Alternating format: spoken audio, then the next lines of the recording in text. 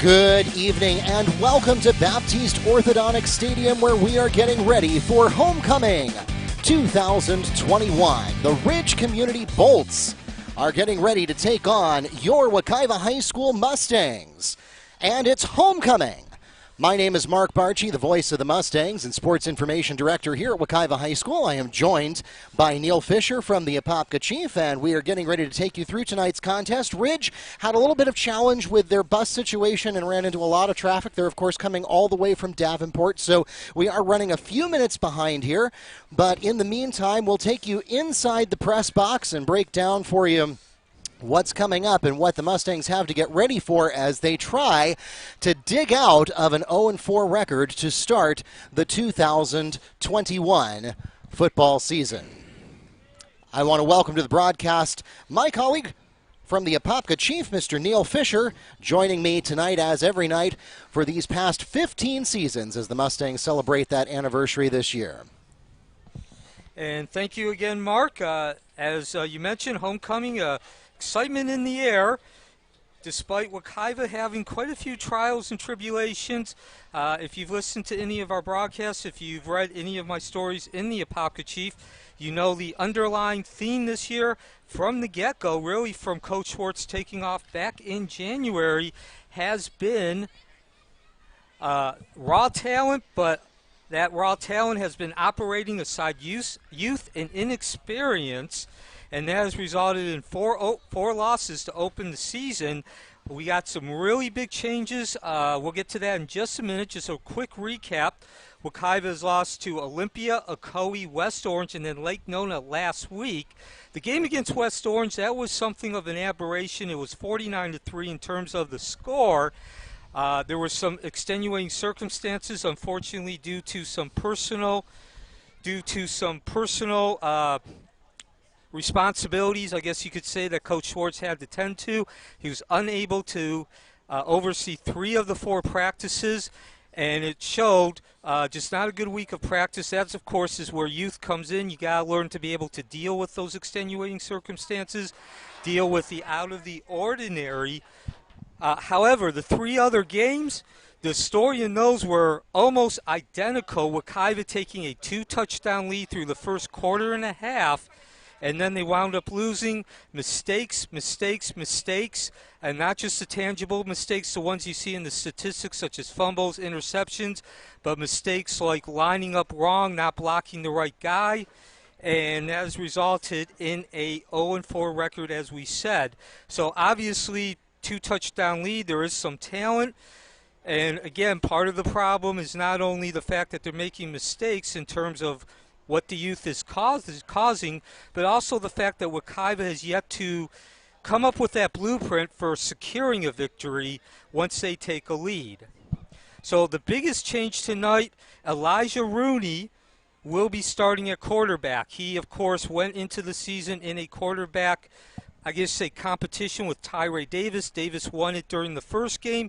He then started the last 3 games, but Rooney is going to be starting tonight. Rooney comes in completing 50% of his passes. He's only thrown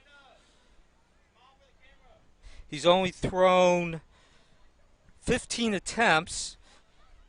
So, excuse me, he's actually 4 of 15. So that's a little bit less than 25%.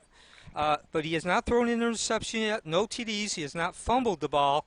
So that's your biggest change, and we'll get to these a little bit later. But the coaches have also decided to make a handful of changes among the line. James Brown, the running back, who also was in something of a competition when the season started and won the job during the first week, actually during the preseason game against Miami Norland. He has started all 4 regular season games. He will not be in. Terrell Weathers will be in his stead. Terrell Weathers actually started last week, Brown being out. That's due to injury.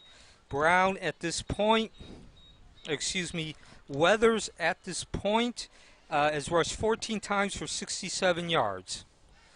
So, Neil, when you and I talked last week, we talked about the Mustangs' primary goal at Lake Nona was to prove that West Orange was a fluke, to prove that that was not representative of who the team was. In terms of the quality of play. Exactly. And I would argue that last week at Lake Nona, they did that. They demonstrated that, I mean, the Lake Nona game, certainly it was not a perfect game by any means, but they were competitive. It was a game that was plausible. And, of course, an L is still an L. And you have to go back to, I had to go quite far back in the archives, you have to go back to 2012 to find the last time Wekiva opened up a season 0-4, and that was actually the last season of the Ty Parker era. So Wekiva is kind of in a rut here, and as you start thinking about the playoffs, tonight really becomes a do-or-die situation because you have two ways you can get into the playoffs. You can be a district champion or you can be an at-large wild card. Yes. And at this point, it's starting to look like a long shot for Wekiva to get in as an at-large wild card. And so, I mean, with an 0-4 start, even if Wekiva wins every game for the rest of the season and ends up being 6-4, that's still not a lot of rankings points to get you in as an at-large wild card. Now, the other way in is as district champion, and that also has its problems because tonight starts the district games. And this is a really strangely shaped district this year because of the way the FHSAA did it on the one-season basis. And as a result of that, Ridge is the first district game Wekiva has played this year, and they're all the way from Davenport. But Wekiva's going to have to get through Edgewater if they want to go through the district champion route. So it's an uphill battle either way, through the district champion route or through the at-large route. But you know, it's got to start tonight, because if it doesn't start tonight, then it's really hard to imagine a scenario where Wekiva makes the playoffs. Yeah, absolutely. And again, I don't think you need to be a football guru to understand that. This is also an important game, kind of, I guess, say a supplemental fact, is Ridge Community actually already opened their district schedule, the district being 7A6, 7A the class, the number 6 being the actual district. They beat Lake Wales on September 3rd, Winter Haven last week by a 36-26 score. So obviously a loss here would put them 2 games behind Winter Haven, and they haven't even played Edgewater yet. So a number of factors for Wekiva. As Mark mentioned, 2012 was the last time Wekiva began a season 0-4, which was also the last season of the Ty Parker era. And certainly it has been a un-Wekiva-like team, and that goes back to where we started this broadcast in my first comments. And again, if you've been listening to Wekiva or been reading any of the stories in the Apopka Chief, they are a young team, and you are seeing that youth. You are seeing mistakes. You are seeing mistakes that are not only tangible, mistakes that are not only in the statistics like fumbles, interceptions, but missed blocks, missed tackles, just bad decisions. According to the situation, they only have 2 starters, one being Tamarian Foster, the safety. Of course, he's a senior on defense, and Jacoby Lowry. Actually, he is not starting. He is one of the changes that we were going to talk about. So we are actually only down to 1 starter that is going to be playing tonight. And as you look out there, again, if you joined us late, the game was slated to kick off at 7:05. However, we are going to be starting a little bit later because of Ridge Community just arriving. They ran into trouble. They're out of Davenport. So an hour-long trip to begin with, and they ran into, I guess, say, rush hour traffic, Mark. Yeah, actually, their coach texted me as they were leaving. First of all, they had problems getting buses, which is something that I know our Orange County schools can sympathize with. And then secondly, Davenport is a long trip, and I used to live in Polk County. I know that trip well, and it is not a fun one. So let's update our fans here in the at Baptiste Orthodontic Stadium.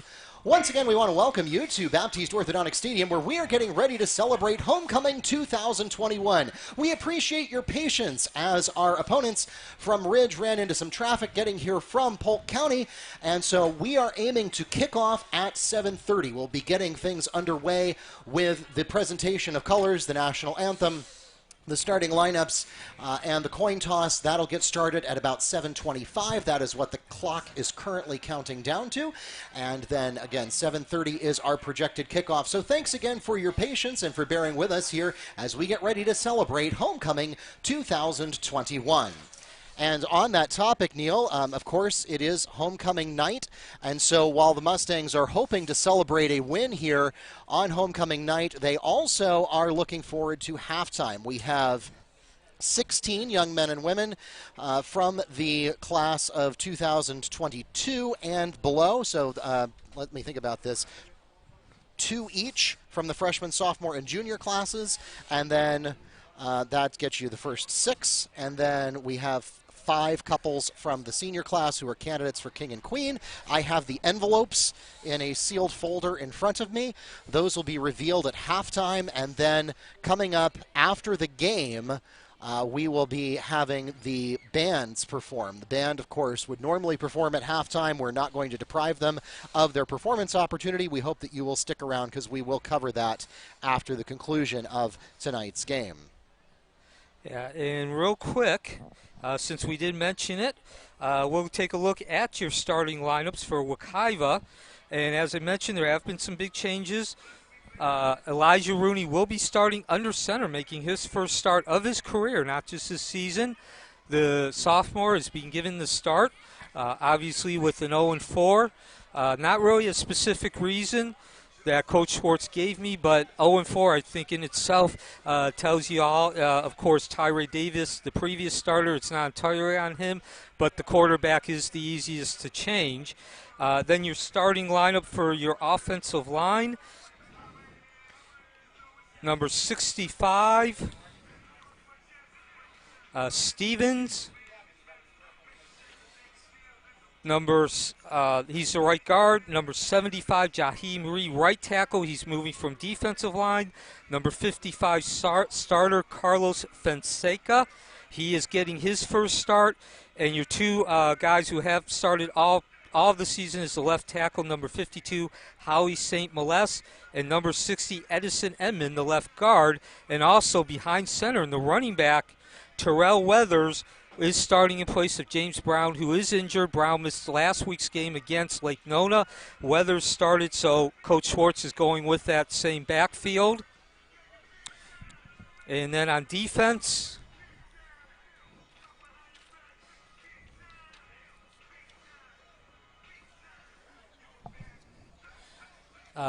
no real just a couple of major changes there. Up front, Sincere Edwards, number 10. However, there is going to be a different look to how Sincere Edwards is going to be played.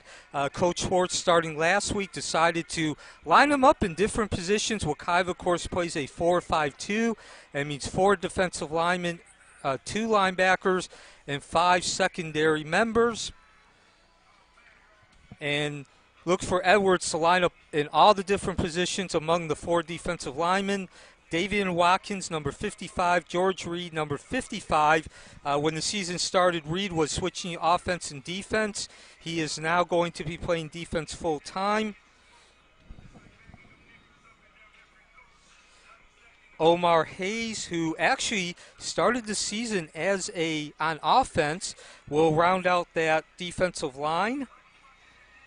And then your defensive linemen, again, two linebackers, Donovan Knight, number 22, Quaidar Cargill, number 24. Your secondary members, Jeremy Rudolph,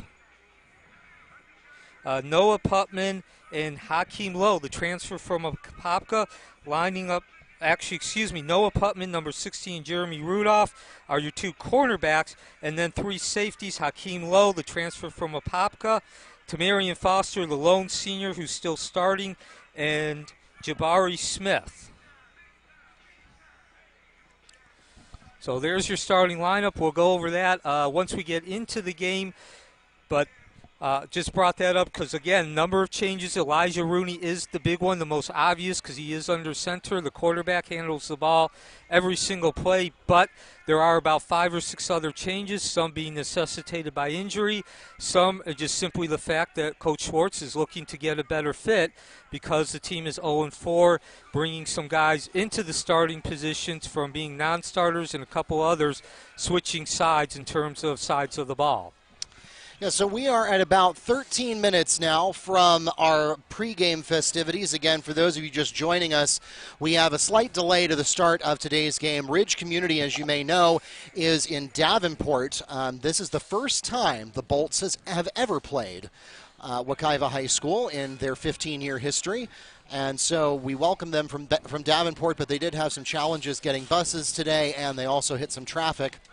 If you're familiar with that stretch of I-4 right around Point Siena, it gets pretty grisly this time of day, really every time of day, and there just isn't a lot that can be done about that. And so as a result, they were a little late getting here, and so we are allowing them to warm up. That's, of course, a safety issue. That's not just a fairness issue of competition, but particularly with a highly physical sport like football, you cannot climb off of the bus after an hour-long bus ride and then go out there and play football. It just doesn't work that way. It's not just unfair, it's also unsafe. Yeah, so the human body just isn't designed to go from 0 to 100 and 150 miles an hour. No, not at all. 0 to 6th gear. And so we are looking forward to getting things started here again, and we appreciate your patience. I mentioned earlier that it's a very strangely drawn district this year when you look at the FHSAA, because these schools are both 7A, which is the big but not enormous classification of Florida high school athletics. And so it's kind of an oddly shaped district because you have to find schools that have similar enrollment sizes. And Wekiva is, while it's a big school, is actually, frankly, on the smallish side. Other than Edgewater and Jones, Wekiva is one of the smaller high schools in Orange County. And so we are 7A rather than 8A. And the result of that is that we have kind of a bizarre district. And this is also an unusual year. The FHSAA opted to adjust a one-year cycle, just a one-year cycle this year, as opposed to the normal two-year cycle. First of all, that aligns the football season or the football scheduling cycle with other sports, and it also gives an opportunity as enrollment numbers are changing rapidly coming out of the COVID shutdowns last year as virtual schools and people figuring out whether they're going to be in person or online and whether they're going to be enrolled. Enrollment is kind of all over the place. And so for that reason, the FHSAA effectively decided to punt by doing a one-year classification and scheduling cycle. And as a result of that, Wekiva is districted with a lot of schools that we've never played before, much less been district rivals with. Ridge is the first of those. Edgewater is a very familiar face, and they are a state powerhouse. The Mustangs have got to be ready for that coming up in 2 weeks. Then East Ridge, that's a name that may be familiar. They're from Lake County. And then Winter Haven, all the way from Polk County, which is about 5 minutes from the house I grew up in. That game will be at Denison Stadium. And that will wrap up the district season. So a very strange district map this year for Wekiva. And like I said, if you're just joining us in the broadcast, there are 2 paths into the playoffs. And either one of them, frankly, at this point, is a steeply uphill climb. One way is to become district champion. The first test of that will be tonight because this is the first game that will be against a district opponent, although even the non-district games do count in the ranking system toward becoming district champion. Then the other way is to become an at-large qualifier as a wild card among non-district champions.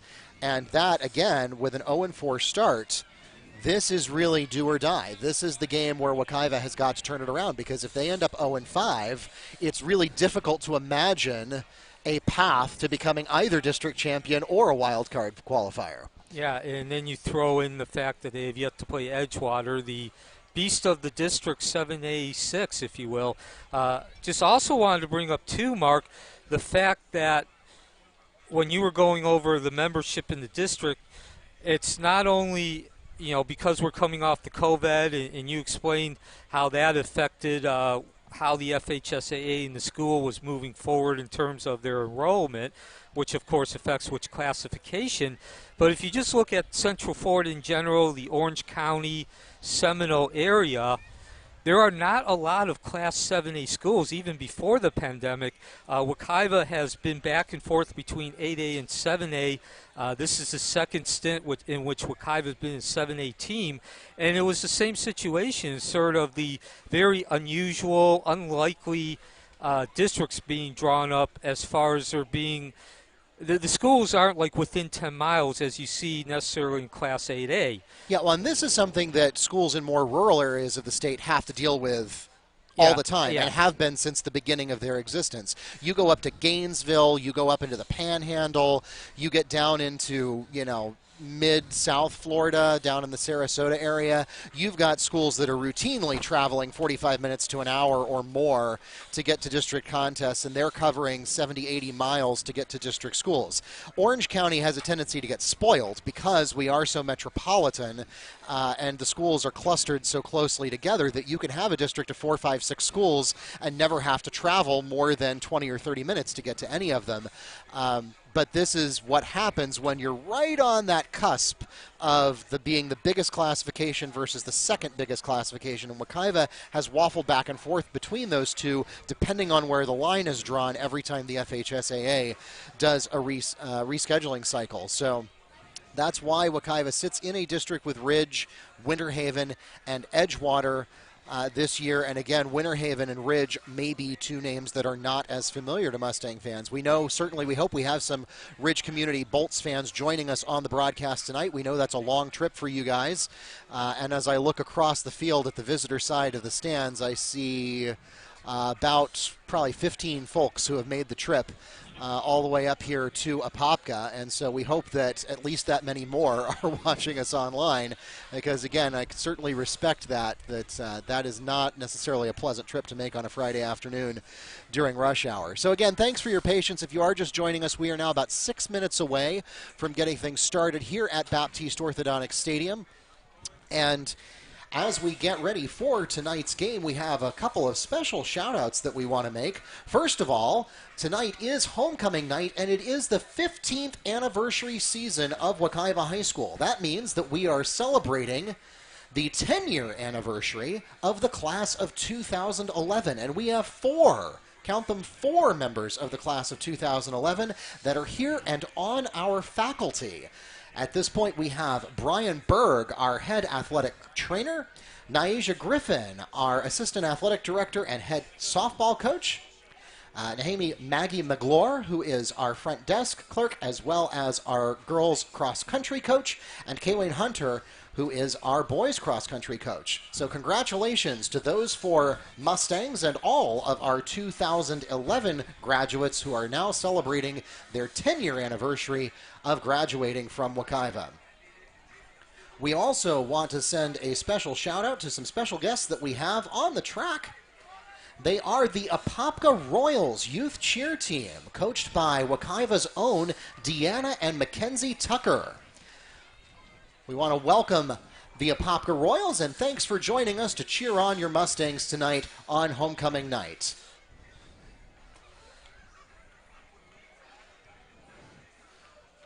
So again, the rundown for tonight's game. We'll get things started in just about 4.5 minutes here with the game. Then we will move on to the halftime festivities. Again, band will be preempted tonight. You can see the Mustang Marching Band over there in the north end zone. They are getting ready to take the field, lead us in the national anthem, and they will not be performing their show at halftime, but they will be performing it after the game. I am looking around to see if Ridge brought a marching band, and I do not see one. Which again is understandable because that would be a very long, very late trip for them back to Davenport. So that means there will be just the one halftime performance, but it won't be at halftime. It'll be after the conclusion of tonight's game. Again, my name is Mark Barchi, the voice of the Mustangs and sports information director here at Wekiva High School. Neil Fisher is the other voice you hear from the Apopka Chief. And we are getting ready to start week 6 of the 2021 football season, the Ridge Bolts, here to take on the Wekiva Mustangs. And so, Mark, since we will wrap up this pregame show, again, thank you for joining us. A little bit longer of a pregame show than we normally do. But we will take a quick look at Lake Nona. We usually don't get an opportunity to do that. Of course, we mentioned several times they are a member of District 7A6. They come in 1-0 in district competition, a 36-26 victory over Winter Haven last week. And, of course, that does not necessarily mean that you can't win the district, but certainly it makes life a lot easier to win the district when you open up with a victory. Again, this is Wekiva's opening district game. They are a team that runs the spread offense. They don't do anything fancy, nothing unusual, no out-of-the-ordinary layers or wrinkles, and that's because they have about half a dozen playmakers. Now, the question, and really this game is going to be decided by whether or not those playmakers can get into open territory, into open space. Once they get into open space, they are quick. That leads to mobility, and mobility leads to a lot of opportunity to beat one-on-one competition. So, meanwhile, if you look at Ridge, they're a 2-2 team, and it's hard to get a read on them from their record alone because they've won the games that they were supposed to win, and they've lost the games that they were supposed to lose so far. They've lost to Lake Wales and Bartow, both of whom have a winning record. They have won against Victory Christian Academy and against Winter Haven, both of whom have a losing record.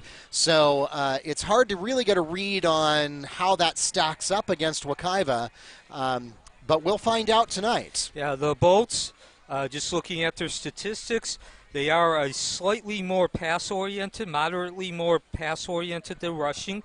197 yards via the air, 147 on the ground, so a 50-yard difference. They've actually run 118 passing plays to 99, so certainly the yards reflect the attempts. And they are their quarterback is Zach Plus, who Schwartz said he's a very good fit for this offense. He gets rid of the ball quickly. He makes good decisions. A 67.9 quarterback ranking, 197 yards per game, and a 50% completion. So, again, he's one of those quarterbacks very much reflects this offense in general. If he finds an open man, he will strike 72 yards to the longest, but if he is unable to get that opening, he does struggle.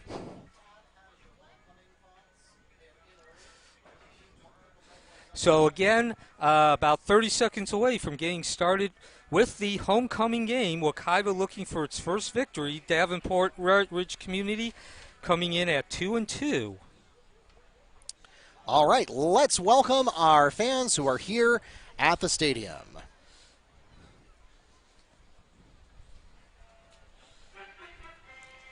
Good evening, everyone. Wekiva High School welcomes you to Baptiste Orthodontic Stadium for varsity football competition. It is week 6 of the 2021 football season, and it's homecoming night. Please welcome our guests from Ridge Community High School in Davenport, Florida. They are the Bolts. And they'll be taking on your Wekiva High School Mustangs. Before we begin our game this evening, we ask that you please stand and remove your hats for the presentation of colors by the Wekiva High School Air Force Junior Reserve Officer Training Corps. Tonight's colors are under the command of Cadet Lieutenant Colonel Curtis Garrett, carrying the U.S. flag.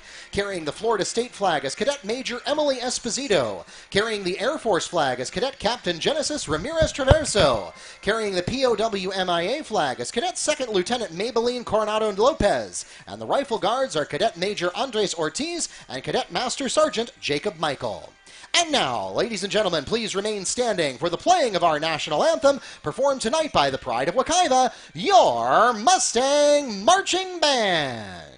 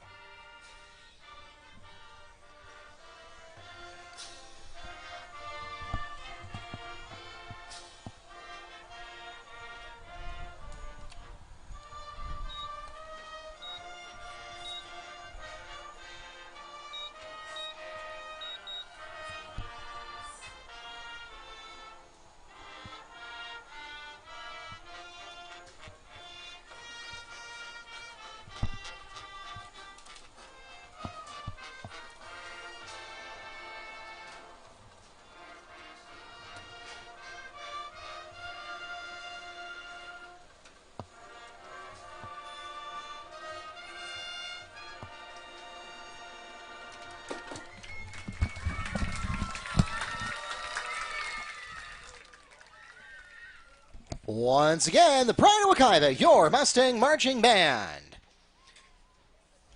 And this evening we have Audrey Miller from Wekiva FFA riding Tani, the barrel racing horse for tonight's homecoming game. Thanks also to our Air Force JROTC for their participation in tonight's pregame festivities.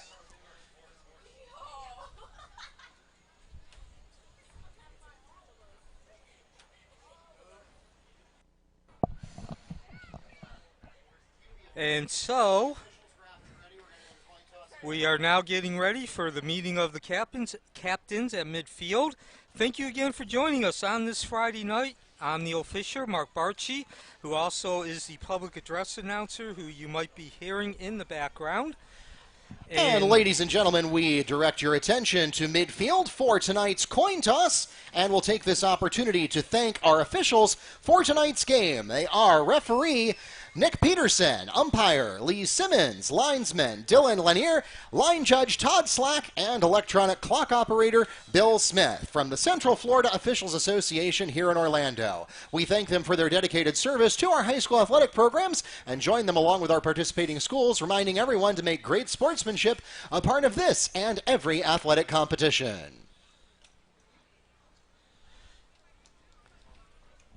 All right, second time's the charm.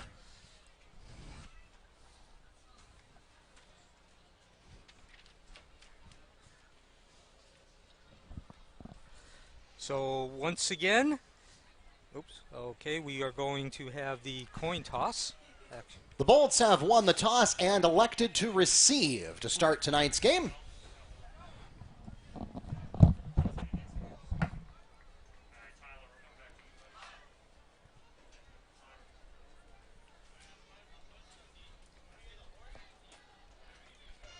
Ladies and gentlemen, please welcome to the field your Wekiva High School Mustangs.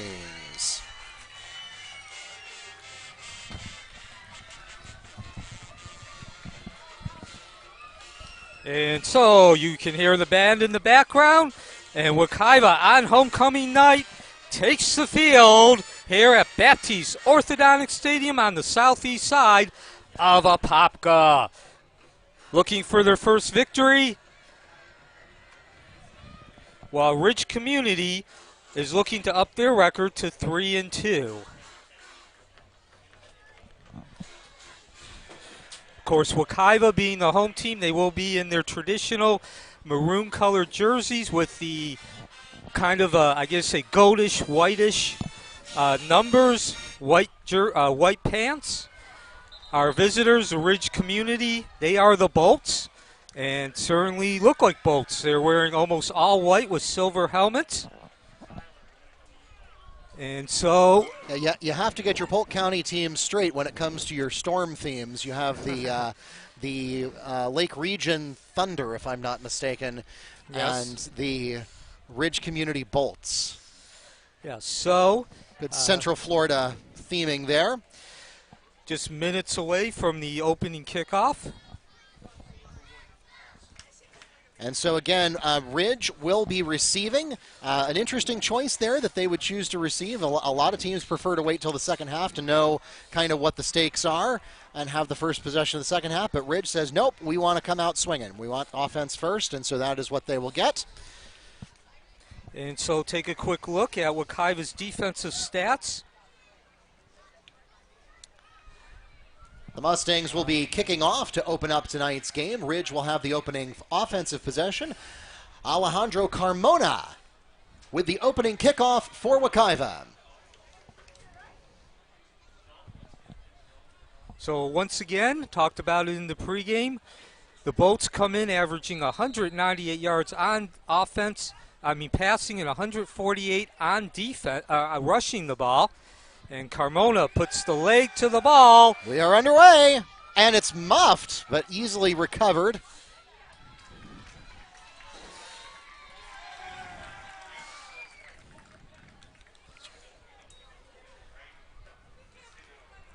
Angel Alaysia initially drops the reception, but is able to recover on his own. And so Ridge Community will take possession. Ball is spotted at the 23-yard line. Make it the 24 of Bolts territory. And they take over from there with their first offensive possession of the game. And Wekiva playing the 4-2-5 defense. Sincere Edwards, number 10, Davian Watkins, George Reed, Omar Hayes up front. At linebacker, Donovan Knight, Quaidar Cargill. Under center for the Bolts is Plus, Zach Pulse, out of the shotgun, offset I formation, hands it off to Joe Jackson, their leading rusher, and he's going to get good yardage on the first down, pounding behind that right side of the line. Joe Jackson, number 4. Joe Jackson on the carry, taken down by Jabari Smith of the Mustang defense. That spots the ball at the 37-yard line. That's a gain of 13 on the carry, and it is enough for a Bolts first down. So secondary for Wekiva, Jeremy Rudolph, Noah Putman, your cornerbacks, Tamarian Foster, Jabari Smith, and Hakeem Lowe, the safeties, as the Bolts stay on the ground and they stay with Jackson. Jackson coming in 396 yards, 67 carries, 6 yards per carry average, and 99 per game. Joe Jackson on the carry for the Bolts. He gets the ball up to the 39-yard line for a gain of 2. It brings up 2nd and 8, and is taken down by Hakeem Lowe. Thank you.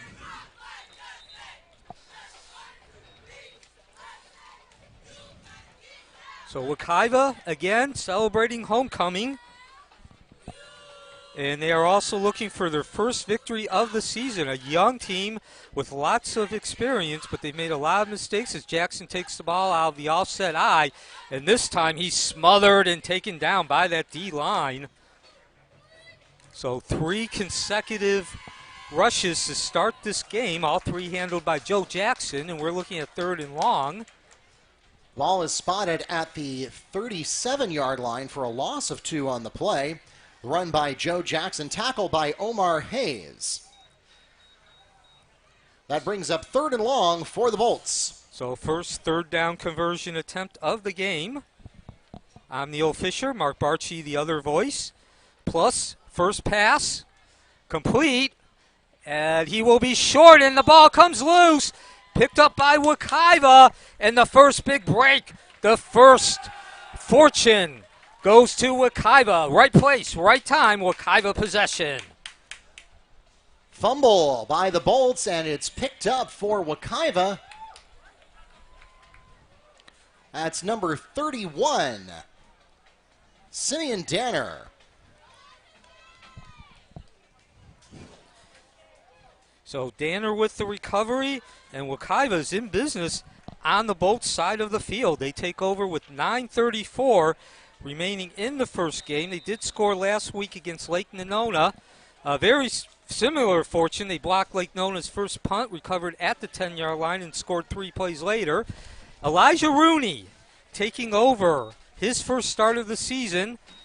They're going to run the one-back set. That's familiar with the offset fullback to the left. And immediately they're going to the pass. And unfortunately, the Bolts are up to the task as they get the sack.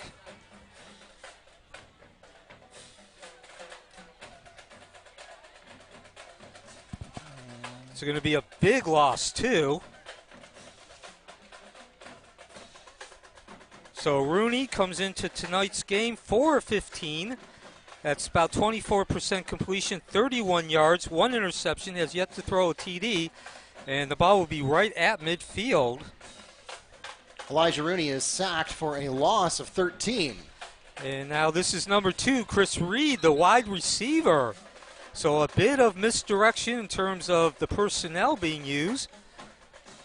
Certainly a solid gain, certainly a gain you need on 2nd and 23.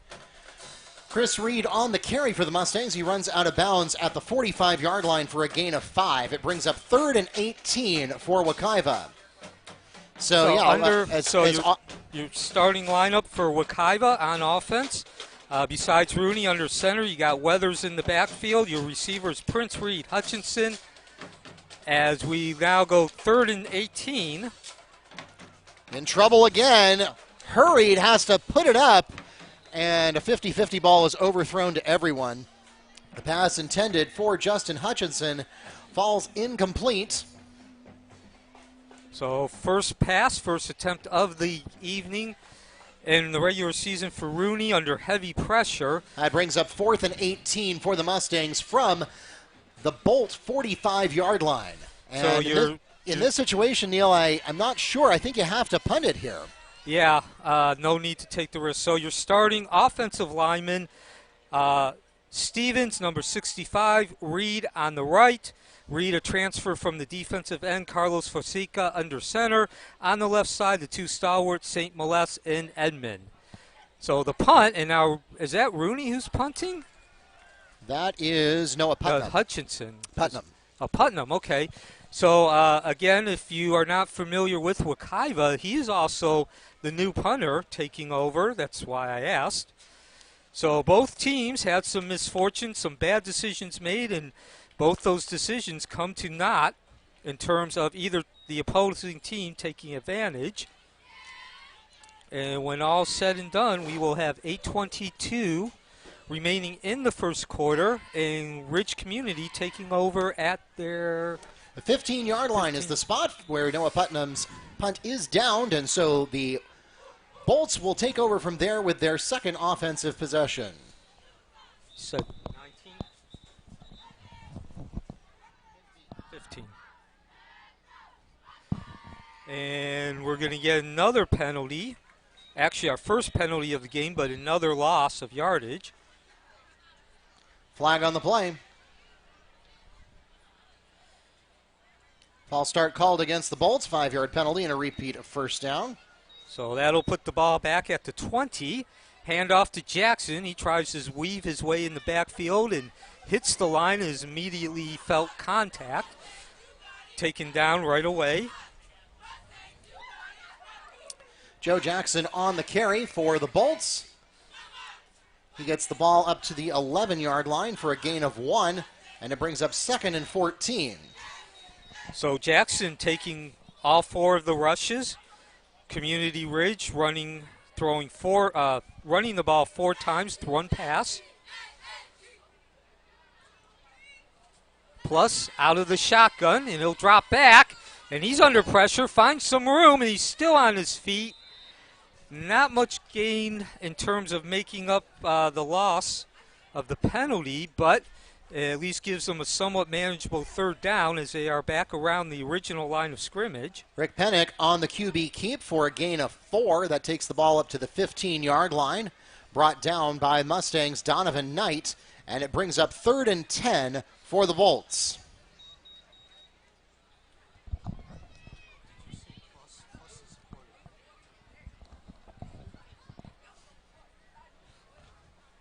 So Plus under center, the junior, 6 feet tall. He'll run out of the one step back. The pass, and Wekiva for the second consecutive series holds tight, and they force an incomplete pass on 3rd down. Plus's pass falls incomplete, and that will bring up 4th and 10 for the Bolts. Obvious punting situation here, and so if you're Wekiva, you've at least got to like what this means in terms of field position. Yeah, Wekiva certainly with the advantage. However, we have there a was penalty. a penalty. Ouch. Holding is called against the Mustang defense. Yeah, and we talked about it all throughout the pregame show, Mark. Mistakes, mistakes, mistakes. Now, there's the tangible kind, the kind that goes in the stats. But, well, Wekiva will make up for it, at least on the next play. Credit the sack. And so as we will drop under 6 minutes, Wekiva still holding tight on defense, overcoming that early mistake of the penalty. Mustangs pick up a sack, and that pulls the ball all the way back to the 14-yard line. A loss of 11, and it brings up 2nd and 19 for the Bolts. Plus handing off. Again, Jackson the work horse.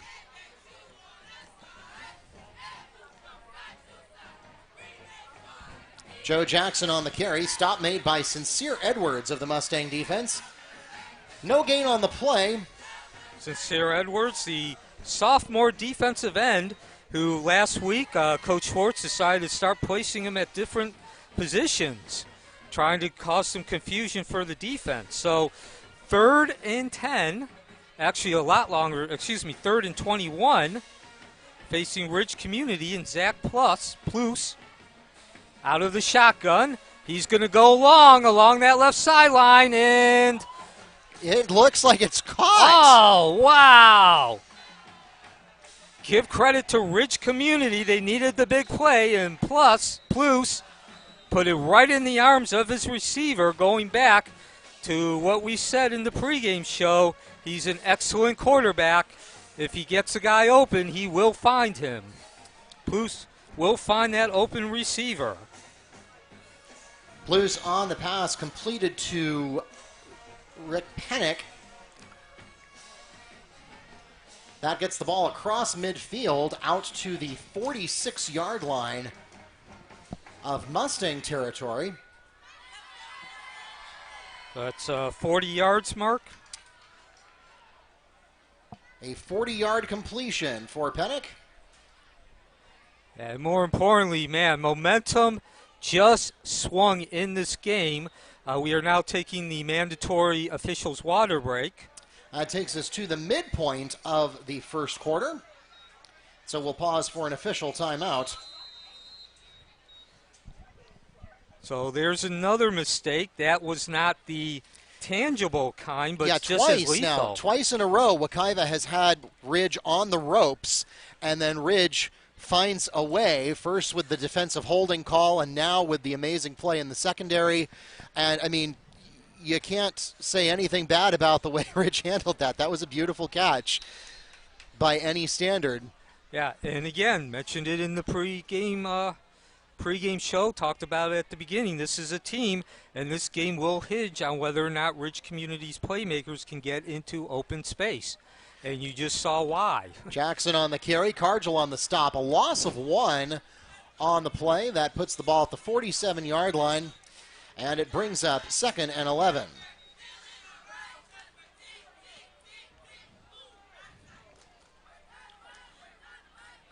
So Plus, once again, running out of that offset I, one-back set. Jackson to his left. Another pass. This will be a quick, short slip screen. Completed, but minimal yardage as we will drop under 3.5 in the first quarter. Pass is complete to Joe Jackson. That gets the ball up to the 45-yard line for a gain of 2 on the completion.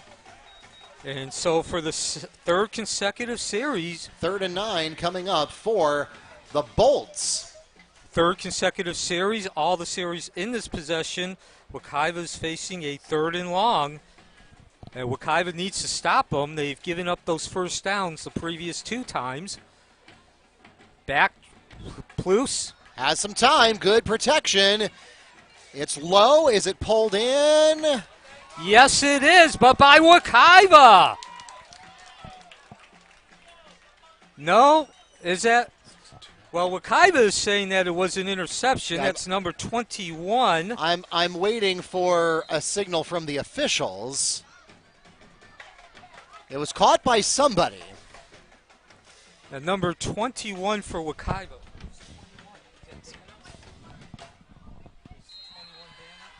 Incomplete pass. All right. So neither the Mustangs nor the Bolts coming up with that one.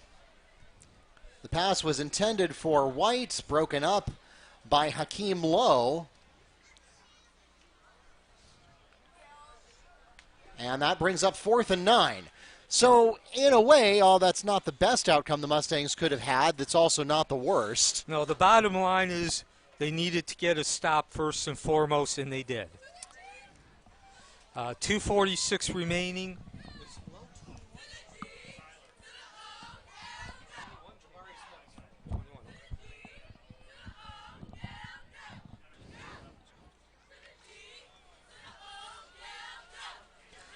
And so the punt. Long snap. Good high kick. And it's a short punt.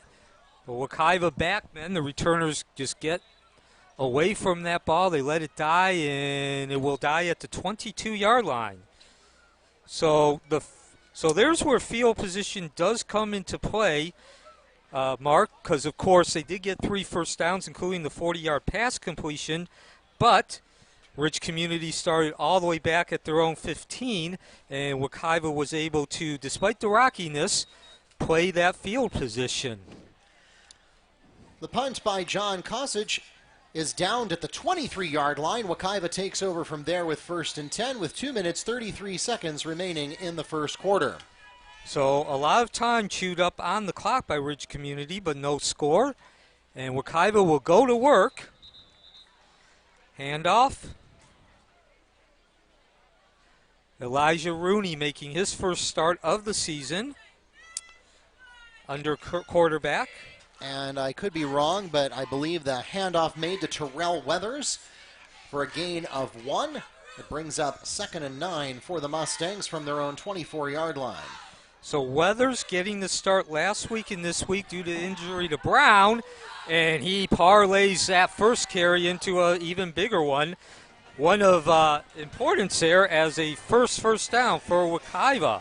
Terrell Weathers on the carry for the Mustangs. The ball is spotted at the 40-yard line for a gain of 16 on the carry, and it's good for a Mustang first down.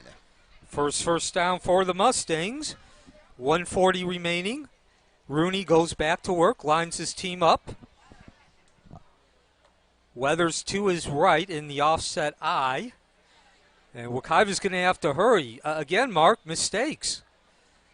They did not have 11 men on the field. Prince getting on that field late. Lines up in the slot position. Rooney drops back, and he tries to make something out of nothing and actually gets a solid 4 yards. Just kept pushing and plowed ahead. Elijah Rooney on the QB keep picks up a couple of good blocks from the offensive line, and he is out to the 43-yard line for a gain of 3 on the carry. That brings up 2nd and 7 for the Mustangs. So certainly you like to get more, but 3 yards is better than what it initially looked like on that play. We are now 45 seconds from the end of the first quarter. No score. Ridge Community on defense. Wekiva on offense. The handoff to Weathers. And they keep the ball on the ground and keep it simple as Terrell Weathers on the carry. Tackle is made for the Bolts by number 15. And that puts the ball at the 45-yard line for a gain of 2 on the carry. 3rd and 5 coming up for Wekiva. So Wekiva continues to bowl ahead on the ground. 3rd and 5, certainly a lot more manageable than what the series of downs could have been. Rooney avoided the sack on the first down. Now he'll go to the air. The catch to Reed, a little slip screen, a little juke, a little jive. And Reed picks up the 6 yards, first down. Pass is complete to number 2, Christopher Reed, and he is across midfield for a Mustang first down. And that ball is spotted at the 49-yard line. The Mustangs now into Bolts territory. And we're going to have to move the ball a whole 2 yards because we have reached the end of the first quarter. It's time to switch sides. No score as of yet here at Homecoming 2021 between the Mustangs and Ridge Community. Don't forget to stick around. At halftime, we will introduce your Homecoming court for the 2021 year. We'll have 2 each from the freshman, sophomore, and junior classes. Then we have 5 senior couples to introduce, and we'll of course crown our homecoming king and queen. So certainly the longest drive of the night for Wekiva, longest possession. Of course, it is only their second possession. Ridge Community took up quite a bit of time, roughly 7 minutes on their second possession They did start at their own 15-yard line, so they had a long way to go, and that drive eventually fizzled out around Wekiva's 40. We'll be right back from Baptiste Orthodontic Stadium. Baptiste Orthodontics and Dentistry for Kids is a proud partner in education with Wekiva High School. Their newest office, located in the heart of Apopka, across from Kitland Nelson Park, offers both orthodontics and pediatric dentistry, specializing in braces and clear aligners for people of all ages, and dentistry for kids age 1 to 18. Welcome back to Baptiste Orthodontic Stadium. Second quarter underway now, and the Mustangs will start on the ground. And I believe that was indeed Terrell Weathers with the opening carry of the second quarter. And he has the ball into Bolt territory at the 43-yard line for a gain of 6 on the carry. So Weathers coming into this game with 14 rushes for 67 yards, certainly will bolster those. And now Rooney looking to bolster his stats. Good one-on-one coverage along that right sideline. Donovan Baker with the coverage, the senior. Pass intended for number 2, Christopher Reed. Coverage provided by number 7, Donovan Baker of the Bolt secondary. It brings up 3rd and 4 for the Mustangs from the Ridge 43-yard line. Wekiva with his second third down conversion attempt. And now they'll go with the back behind Rooney, fullback in front. Handoff. Weathers with a nice spin move there, but he didn't have a block the first time. He didn't have a block the second time either. Gets back to the original line of scrimmage and nothing beyond that. Terrell Weathers on the carry for no gain. It brings up 4th and 4 for the Mustangs. So now that Wekiva has kind of an interesting decision here. This is one where you might make a case for going for it. Yeah, I don't think Coach Schwartz took more than a second to decide. I mean, nobody looked over at the sideline to ask if they were going to. They just immediately started lining up. And a penalty. Of course, Ridge Community pointing to Wekiva. Offsides called against the Bolts defense. And that's a 5-yard penalty from the previous spot, and it's enough for a Mustang first down. So the Bolts were pointing that it was Wekiva, but lo and behold, the ref said, no, no, no, you guys are offsides. And as you like to say, Mark, 5 yards to the Mustangs donation cause, a 5-yard donation to the Mustang cause, but more importantly, the first down for Wekiva. Here comes Weathers again. Through traffic, got an opening, and look at him go. The 15, the 13-yard line. Terrell Weathers on the Mustang carry, and it is inside the 15 for a Mustang first down. Yeah, Weathers got that block from the left side, the guard and the tackle. That's ball is officially spotted at the 13-yard line. That is a carry of 25 yards for Terrell Weathers. First and 10, Wekiva. And Weathers just motored right down that left sideline after he picked up those 2 blocks. First and 10, as Mark said, from the Ridge Community 13. 10 minutes remaining. Handoff to Weathers. Same play and same location.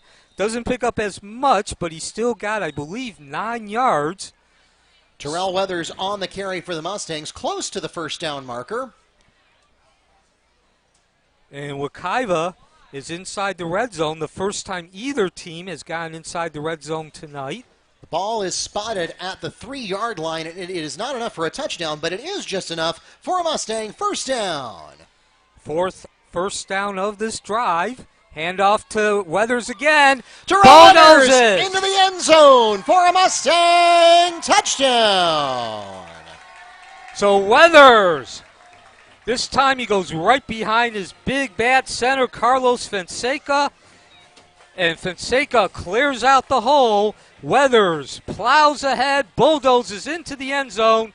Wekiva takes a 6-0 lead, 9:30 remaining in the first half. Of course, Mark, we talked about it throughout the pregame show. We talked about it at the beginning. This is nothing new for Wekiva. They have led first in 4 of their 5 games, or 3 of the 4 games. And Carmona in for the PAT at 9:30.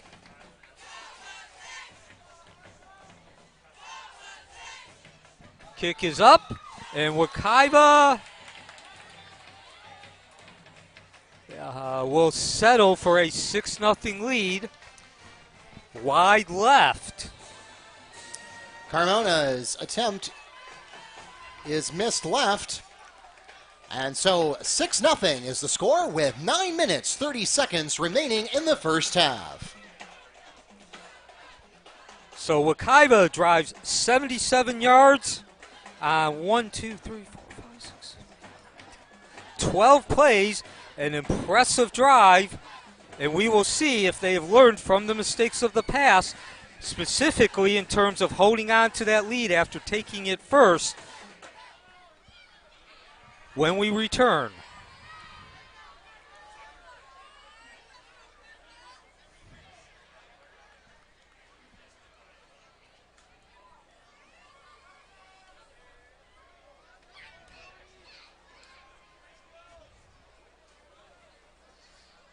So, welcome back to Baptiste Orthodontic Stadium, home of the Wekiva Mustangs, who have just taken a 6-0 lead with 9:30 remaining.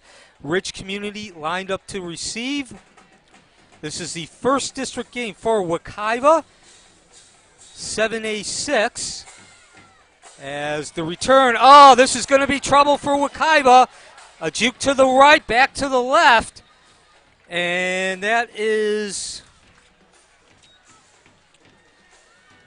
Jaden Tyler, the senior, with a strong answer for Ridge Community, getting the ball all the way into Wekiva territory. And the ball will officially be spotted at the Wekiva 45, where Zach Plus, the quarterback, will go to work. So Wekiva drove 77 yards, 12 plays. Terrell Weathers, 20. Wekiva driving those 77 yards.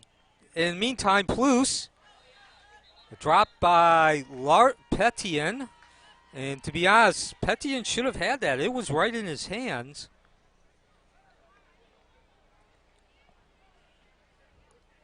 So a break for Wekiva. They'll get a chance to settle down, take a deep breath. Terrell Weathers scoring the 3-yard touchdown drive. He barreled ahead behind Carlos Fonseca, the center. And Ridge Community looking to answer now, and they're going to have problems. A high snap, that is officially a fumble. Poos decides better to live to fight another play than to try to force the action. Recovers his own fumble at the 46-yard line of Mustang territory. That's a loss of 9 on the play. Yeah, and unfortunately for the quarterback, in this particular case, Zach Plus, he gets credited with the fumble even though it really wasn't his fault. It was a bad snap. Yeah, he didn't have a lot to work with there. In the meantime, though, 3rd and 19. In baseball terms, that would have been more a wild pitch than a passed ball. Plus drops back. He tries to run, and he is caught from behind, taken down by the defense in the big mitts. Plus is sacked by Sincere Edwards of the Mustang defense. That pulls the ball back to the 44-yard line for a loss of 2 on the play, and it brings up 4th and 21. Well, Neil, as amazing as the kickoff return was, gas quickly ran out for the Bolts as the Mustang defense comes up big. That Ridge Community providing an assist with the bad snap on 2nd down. But the 2 other plays were all Wekiva defense, and we talked about Sincere Edwards, only a sophomore, and you see why he is talked about with so much potential. And unfortunately, there's the roughing the kicker. Yep. Yeah, there's only one way that can go. Yeah, and we saw that in the first game against Olympia. The roughing the kicker, Wekiva blocked the first punt. Olympia punt in that game, and they got overzealous on the second one and committed a roughing the kicker penalty. The punt is downed at the 40-yard line, but there is a flag in the backfield. And we'll wait for the official signal here, but I don't see how it can be anything else. And that, I believe, is the fourth mistake that Wekiva has made. The second penalty on, the second penalty. The first one was actually on 1st and 10. Or, no, the second penalty, and both of them have come on 3rd or 4th down. All right, here is referee Nick Peterson. Personal foul called against the Mustang receiving team. So the play stands as it ended, and the penalty will be assessed from the end of the play. That's going to be a big one. As you said, Mark, from the end of the play, not from the line of scrimmage or where the foul was committed. That ball is going to be all the way inside the red zone. The ball was at the Ridge Community 46. So that penalty will effectively become half the distance to the goal, or actually, I think it's a little bit more than half the distance, but either way. That puts the ball at the 14-yard line. Yeah, so that's I think 40-yard penalty. So Mark. yeah, I'm gonna revise what I said earlier. I believe there were actually 2 back-to-back calls. I thought for a moment that the official was just clarifying, but I think it was actually 2 different penalties. I believe it was a roughing the kicker and a personal foul after the play. And so dead ball fouls, unlike live ball fouls, can be stacked. Yeah, the end result is 40 yards on penalties. Terrell Weathers on the carry for the Mustangs. And a flag on the play. Holding called against the Mustangs. So that carry will come back. It's a 10-yard penalty from the spot of the foul. And a replay of first down. 7:28 remaining in the first quarter. Neil Fisher, Mark Barchi, bringing you homecoming football. Wekiva in Ridge Community. Wekiva holding a 6-0 lead. Scoring on their last possession, 9:30 remaining before halftime. And they now have possession of the ball.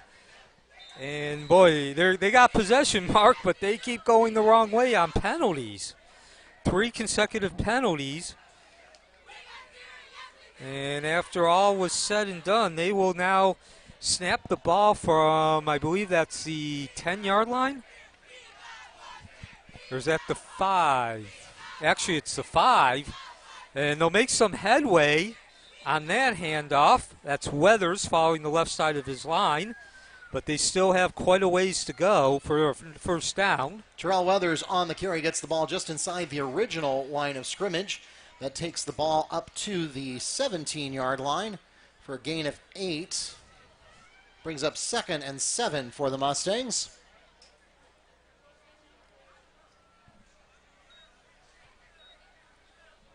So second down play for Wekiva, who holds the 6-0 lead. Handoff again to Weathers. This time he tries to right. Oh, a little dip and a dive. And that gains him about another 5 yards, weaving out towards that right hash mark. Weathers on the carry for the Mustangs. So stick around for halftime. We are now officially getting the water break. Halftime homecoming ceremonies. Of course, the Mark will introduce the homecoming court, and that will be ended. The crescendo will be the naming of the king and queen for 2021 homecoming. Previous play by Terrell Weathers was good for a gain of 8, and it is just enough for a Mustang first down. And so with 6 minutes, 20 seconds remaining in the second period, that is close enough to the halfway point. We'll pause for the official timeout. Baptiste Orthodontics and Dentistry for Kids is proud to introduce Dr. Alma Correa. Dr. Alma is a board-certified pediatric dentist specializing in treating children ages 1 to 18. She offers routine dental checkups, cleanings, extraction, sedation, and emergency dental care for kids. Visit their website, BaptisteDentistryForKids.com, to schedule an appointment today. So, what could have been disaster, Mark, at least some breathing room for Wekiva. They are out to the 25. They were facing a 1st and 15 all the way back at their 10. And now I think if you're Wekiva, you can start to think about at least chewing up most of this clock and taking a worst-case scenario of leading 6-0 into halftime. Once again, Mark will introduce the homecoming court. Yes, I have the sealed envelopes in front of me. And Terrell Weathers has some room here and gets walloped from behind. That's Terrell Weathers on the carry for the Mustangs. Yeah, not before he gallops, so behind that left side of his line for some more good yardage. Kamari White had the stop for the Bolts defense. The ball is spotted at the 32-yard line. That'll bring up 2nd and 2. We'll pause for a timeout. And the referee pointed to himself there. Yeah, not sure exactly why, but Wekiva certainly will get an opportunity to get some rest here with the 2 consecutive timeouts. Weathers taking over for James Brown, who's not in the lineup because of injury. Weathers came into tonight's game 14 carries for 67 yards. Has had an impressive first half. Certainly the last couple of series, 7 yards, 8 yards, and then 7 yards on this particular series of downs. So a little clarification on the reason for the stoppage. This is an official timeout. I couldn't see it from my vantage point right after the play, but we do have a player down. It looks like that is the Bolts number 2. That is Kamari White, the wide receiver, who apparently is also functioning as a safety, which is pretty common in high school football. You see, if you know how to catch passes, you also know how to defend them, and vice versa. Yeah, and so not to try to make light or not to say that the injury to White is not serious, but on the other side of the field, certainly Weathers has been the man the last quarter or so. Yeah, if you look at his stats so far, he is 12 carries for 91 yards, longest being, of course, that 25-yarder, and he has the Mustangs' only touchdown. Total offensive production, Mustang rushing other than Weathers, -5 yards. And, of course, Elijah Rooney is 1 for 3 for 6 yards. So there you go. It's all Weathers. And we've talked about a lot of changes taking place within Wekiva over the last couple of games. Of course, they lost last week to Lake Nona, a heartbreaking. I guess you say the second one this season, 19-13 was that loss. But another change, Mark, which we have not mentioned, is Coach Schwartz has taken over the offensive play calling duties as well. And certainly, as you just mentioned, Weathers with 91 yards. 5 yards for the rest of the team. So to use an analogy, living up to the Mustang nickname, Schwartz has found his horse, and he is riding his horse. Yeah, I mean, the Mustangs, the downside of that is that it kind of telegraphs your strategy. It is a little bit of a risk to run a one-horse strategy where you're essentially giving it to Weathers and letting him try to find a block, try to find a corner to run around, or occasionally just go up the middle. So the only thing that's really varying from play to play is which direction is Weathers going to run.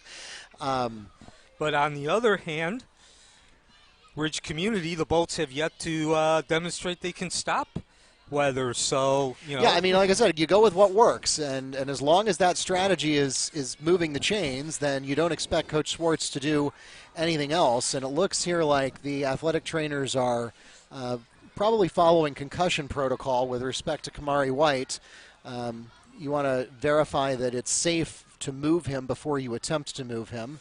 Yeah, and again, we're not trying to make light of the situation, talking about Wekiva when there's a player down, Kamari White being the injured player as a safety and receiver. But at this point, Mark and I just don't have anything to report. Yeah, it's. I mean, unfortunately, we don't have a sideline reporter, and obviously, we hope that he is okay. Not moving yet. It looks like the athletic trainers there working his legs. So, obviously, we hope that that's nothing more than a cramp and getting the wind knocked out of him. But obviously, the first priority in any game like this is safety, and so you always want to err on the side of caution and treat things in the worst case scenario. And hope that it is not that. And I did see White move his right hand, so at least that's somewhat of a good sign, a positive sign in terms of, well, you know, again, being able to at least move his arms, his extremities. He's not completely immobile.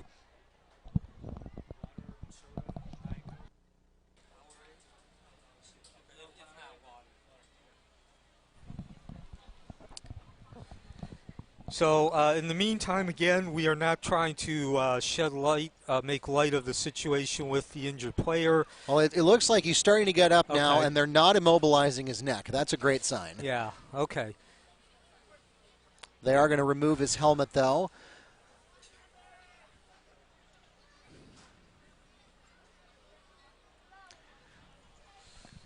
And obviously there's no such thing as a good injury, but if the injury is to his lower extremities, then that is good news compared to the alternative. And the Wekiva athletic training staff has joined in.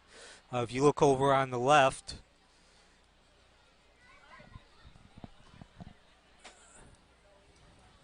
so once again, we are live from Baptiste Orthodontic Stadium, and that does got some good sign. Kamari White shaken up on the play, that he makes his way off with the assistance of the Ridge and Wekiva athletic training staffs.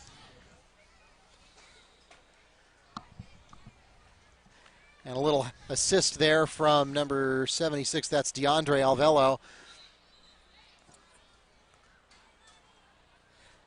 So as we get ready to return back to play, 5:38 remaining before halftime, Wekiva holding a 6-0 lead.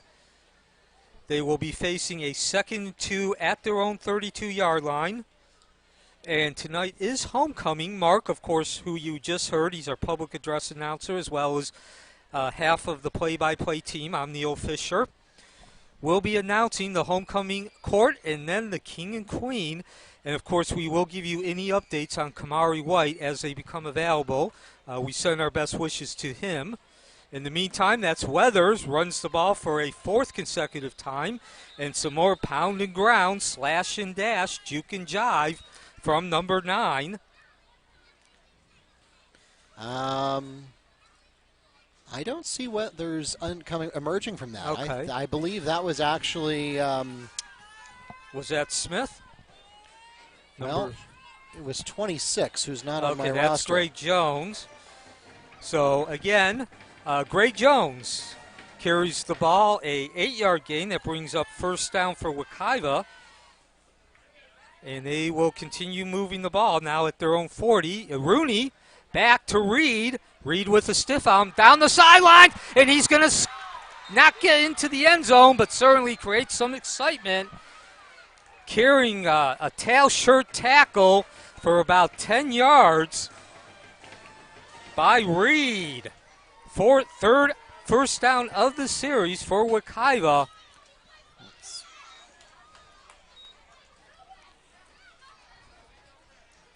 And where did that start, Neil? Started at the Wekiva 40. Okay. So that is a 30-yard gain. Pass completed to Christopher Reed. All the way down inside Bolt territory to the 25-yard line for a 35-yard completion. 1st and 10, Wekiva. And now back to the ground. And some more good yardage, close to first down yardage, actually.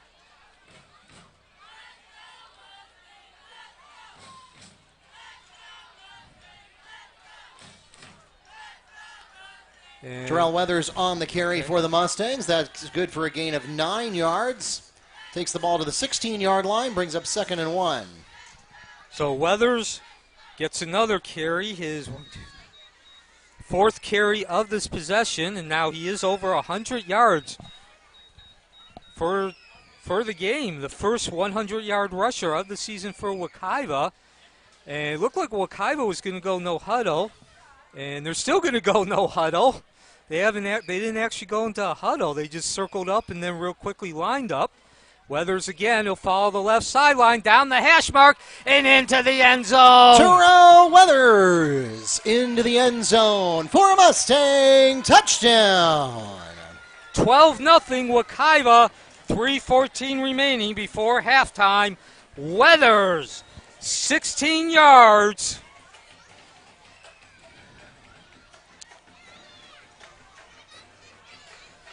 Homecoming certainly off to as well as positive as a team could wish for start.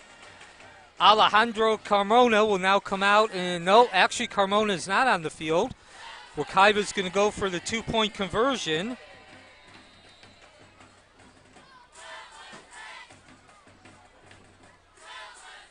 So a 16-yard gallop. Some weaving. No pounding ground. Nothing physical about that in terms of Weathers carrying the ball. But certainly up front, the left side of the line did its job clearing the hole for Weathers. The Mustangs request their first timeout of the first half. So once again, 12-0. Wekiva scoring both touchdowns in the first half. We are 3:12 from halftime. The other touchdown was scored at 9:30 of the second quarter. Weathers plowing into the end zone from 3 yards out. That capped off a 77-yard drive. This drive was actually 90 yards, Mark. 7 plays, and now Wekiva's going to try to get that lead up to 14-0. The PAT was missed after the first touchdown, so now they're trying to make up for that missed point. Wekiva will run a jumbo set, but they're going to pass. Rooney incomplete. Intended receiver was Reed, but too low. Pass intended for Rooney falls incomplete, so the try is no good. So Wekiva will have to settle for the second time for 6 points, but big picture is they have a 12-0 lead with 3:12 remaining in the first half. Neil Fisher along with Mark Barchi. And if you hear Mark Barchi sound like he is on a microphone, that's because he's also our public address announcer. He's also the sports information director for Wekiva. Thank you for joining us on a Friday night, the first night in October 2021. Wekiva looking for its first victory of the season. And this is a scene, though, we have seen 3 other times this season, a 2-touchdown lead being taken by Wekiva. Unfortunately, they have not been able to hold on to that, so that is the big question once again. And so Rooney will kick off to Ridge Community. Ridge Community out of Davenport. Carmona's kick is away, taken from the 23-yard line. Picking up a couple of good blocks. And Ridge Community will have 3 minutes, 2 seconds to work with. And they will have to move the ball 67 yards if they want to avoid being shut out in the first half. Alejandro Carmona's kickoff is taken at the 23-yard line by Brian Motley, who's brought down by Donovan Knight at the 33 after a return of 10 yards. Again, 1st and 10 for the Bolts from their own 33-yard line. So Plus goes back under center. The one-back set. Jackson to his right. Drop. And he's going to go for it all on one play. And it's a toss-up, and nobody's taking that one. Pass intended for Rick Pennick, broken up by Michael Foster and falls incomplete. Dangerous move there. High risk, high reward, and it ends up just falling to the ground. And that's another change we have not mentioned. Foster actually was the offense wide receiver last week. Foster was moved over. Number 11, Foster, was moved over to safety. So there are actually now 2 Fosters on the defensive end. Tamarian, the other Foster, he also is a safety. So once again, from the 33, handoff to Jackson, the big bulldozing running back.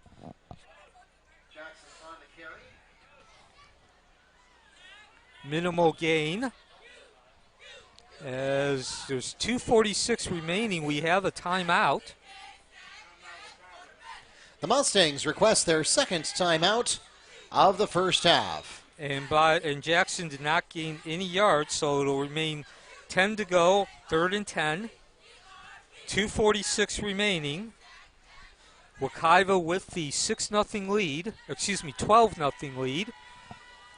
Weathers scoring both of their touchdowns, the first at 9:30 from 3 yards out. That capped off a 77-yard drive, 12 plays. And then he just scored on their last possession from 16 yards out. That upped the lead to 12-0. There was 3:14 remaining when he scored.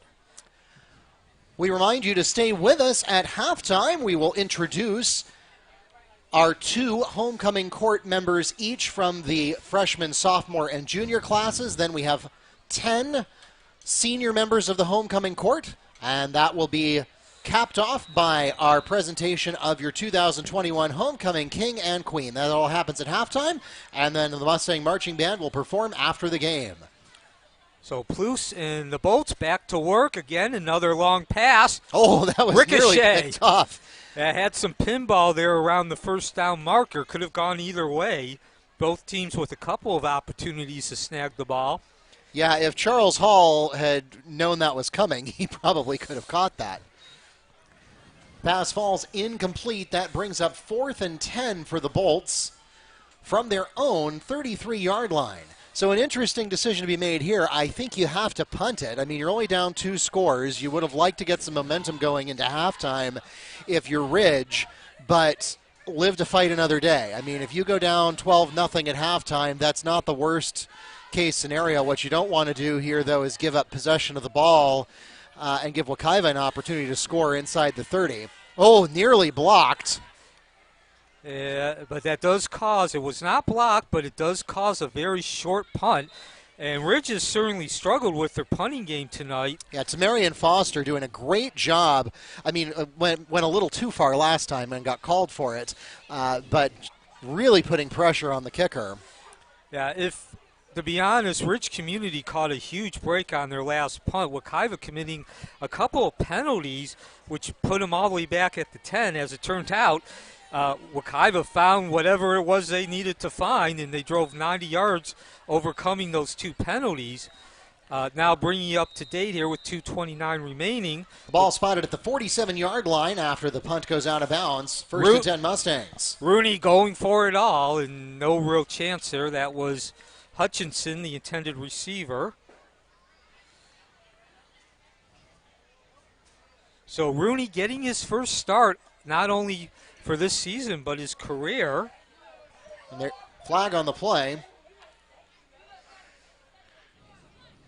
Pass interference is called against the Bolts defense. That's a 15-yard penalty from the previous spot. And a Mustang first down. So keep in mind that this is one of those differences between high school and NFL rules. In NFL, the penalty is assessed at the spot of the foul, and it's an automatic first down. In high school, it's 15 yards from the previous spot, and it's usually a first down, but it's technically not automatic if, for whatever reason, there had been more than 15 yards to go. That brings the ball to the Ridge Community 33. And Wekiva has an opportunity to add to this lead before halftime. Pass intended for Reed falls incomplete. That'll bring up 2nd and 10 for the Mustangs. And Mark, you know, I would say at this point, as we are 2:16 from halftime, there haven't been a lot of penalties, or maybe not quite as much as you might expect given the feel and the tenor of this game. But those penalties certainly have been very lethal on both sides. Now, like we mentioned, Wekiva overcame a couple of penalties on the punt, which gave them the ball. On their last possession, they wound up scoring, but they still put themselves in a bigger hole than they needed to be. And speaking of penalty, there's another one. There's a flag right at the 30. Terrell Weathers on the carry for the Mustangs. Provisionally, he has a first down after being brought down by Angel Arbelayez, but there is a flag on the play. And usually when the penalty comes in, it's a holding, and that's exactly what it is. Holding called against the Mustang offense. That's a 10-yard penalty from the spot of the foul, and a replay of 2nd down. And, you know, I was up here talking about the penalties being lethal to both teams' causes. And that takes away a first down and about 15 yards. Wekiva now is all the way back on their own 41-yard line. Not only did they lose the yardage forward, but now they move 8 yards back as we dip under 2 minutes. Excuse me, they're at Ridge Community's 41, but the point still is that they went backwards instead of forwards like it initially appeared. So Rooney under center, actually, excuse me, out of the shotgun, one back set. Another handoff. This is Weathers following that right side of the line. Terrell Weathers on the carry. So he'll get the penalty yardage back, and that'll set up third down. Stop made by Jeremiah Walker. Ball is spotted at the 29-yard line of Bolts territory for a gain of 13 on the play. That brings up 3rd and 7 for the Mustangs. So certainly a much more manageable distance of 7 than what it could have been. 1:10 remaining. Coach Schwartz elects not to call timeout. Same formation. Fullback offset. The quick pass. Oh, the great catch by Reed, and he's down the sideline. Off to the races. 15, 10, 5. Christopher 18-0. Reed into the end zone for a Mustang touchdown. Reed plunked that ball. It was a slip screen, a 2-step drop by Rooney. And like they said, the rest is history. 29 yards, Wekiva 18-0, 50 seconds remaining before halftime.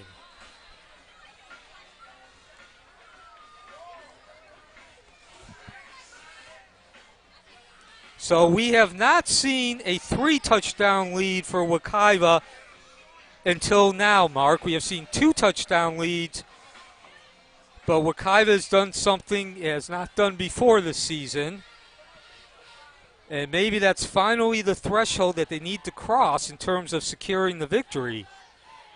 Wekiva will once again go for the 2-point conversion. Rooney will take the ball himself, lowers the shoulder behind Fonseca in the middle of the line, and the 2 points are on the board. 20-0 Wekiva.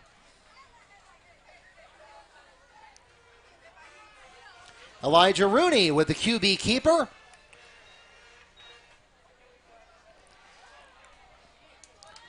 And he is into the end zone for the 2-point conversion. That gives the Mustangs a 20-0 lead with 50 seconds remaining in the first half.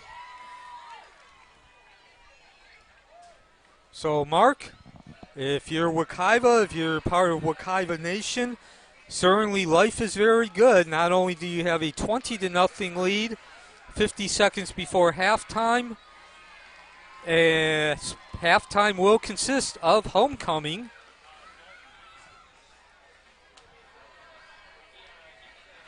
So Wekiva has scored on a 3-yard rush by Terrell Weathers, 9:30 before halftime, 77 yards, 12 plays. A 16-yard rush for Weathers with 2:46 remaining before halftime.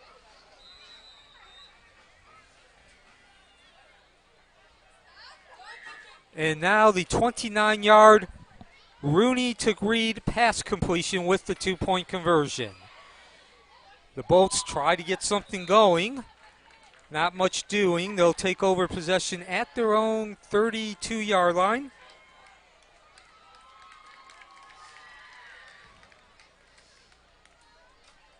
So if you're Wekiva, you now have to guard against the long play.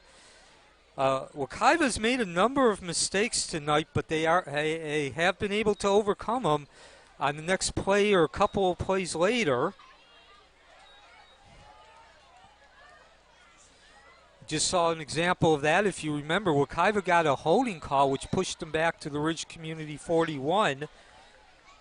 That was one play before they just scored the touchdown. So Ridge Community goes back to work. And they're not going to take a knee. They're going to try to move the ball down the field. And it's been a while since we've seen a significant gain. Poos with the completion.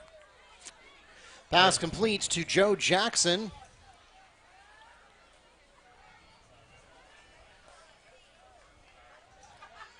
And that'll take the ball down to the Ridge Community 43-yard line.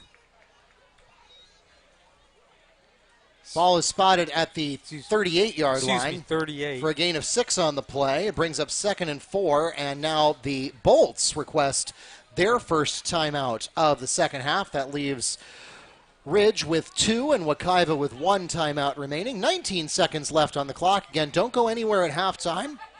We have the presentation of your 2021 Homecoming Court, followed by the crowning of the King and Queen. That'll be coming up right after the end of the first half. Yeah, so Mark, 19 seconds remaining, and we have a 3-touchdown lead. Talked about it since we came on the air. Wekiva has given up a 2-touchdown lead 3 times this season, so maybe 3 touchdowns is a charm. Yeah, I mean, and if Wekiva is running the Terrell Weathers show, then Ridge is running the Joe Jackson show. He has got all of the rushing yards and most of the passing yards. Well, I would say, though, Wekiva is running the Terrell Weathers show, but he did get the assist from Reed, a beautiful catch and reception. And that should bring the first half to an end. The sack by Palouse, engulfed by the defensive line. Sincere Edwards comes up with the Mustangs sack. That puts the ball at the 30-yard line for a loss of 8 on the play. Okay, and that actually is not going to bring the first half to an end. Ridge Community decides to call timeout. There are 10 seconds remaining. Bolts take their second timeout of the first half. So, yeah, Ridge, I mean, to their credit, they're not saying, you know what, this isn't working, let's just try again next half. They're saying, you know what, we got 10 seconds on the clock, and by golly, let's use them. It's a long shot, of course, but you never know. It only takes one play, and we've seen that happen both in favor of the Mustangs and against the Mustangs. So, and since you brought up Terrell Weathers, what is his rushing now? Let's see. He's over 100 yards, the first 100-yard 129 yards rushing tonight. Total rushing production other than him is 3 yards. So I don't think you need to go into great analysis to understand why we called it the Terrell Weathers show. Yeah, and then, I mean, Christopher Reed, of course, is your MVP in the air. Oh, drop. That was a beautiful pass, and right in the numbers. Pass intended for number 6. And that's Josh Payton, and that falls incomplete, and that will bring up 4th and 12 for the Bolts. And there is actually still 4 seconds remaining in the Bolts. Obviously, if you're going to go for it on 3rd and 12 with 10 seconds remaining, you might as well go for it on 4th and 12. Yeah, this is going to be the last play of the half, so even if you turn it over on downs, who really cares? Offset formation. Oh, and they're going to try to sneak one in. That's Jackson. He avoids a couple of tackles, and nice finally Foster. Foster comes up at the 45, grabs his shirt, and waits for the rest of the defense. Brian Motley on the carry to Marion Foster. Makes the stop for the Mustangs. It would have been good for a first down, but it doesn't matter because time has expired. Although, for what it's worth, put 25 yards in the book for Motley. And so, stick around. 2021 homecoming coming up. Wekiva holding a 20-0 lead. Touchdown runs by Terrell Weathers, 3 yards, 16 yards, and then a 29-yard Rooney to Chris Reed reception, building that 20-0 lead. And Mark Barchi, as he has done for 14 straight years, will be on the microphone to present the 2021 homecoming court as well as King and Queen. Ladies and gentlemen, we need your assistance. We have a lost child who needs your assistance. By the name of Marvin, wearing red shorts, a red and white shirt, is at the concession stand and is looking for his parents. And if that sounds familiar to you, please meet him at the concession stand. Again, parents of Marvin, red shorts and a red and white shirt, please head over to the concession stand to pick him up.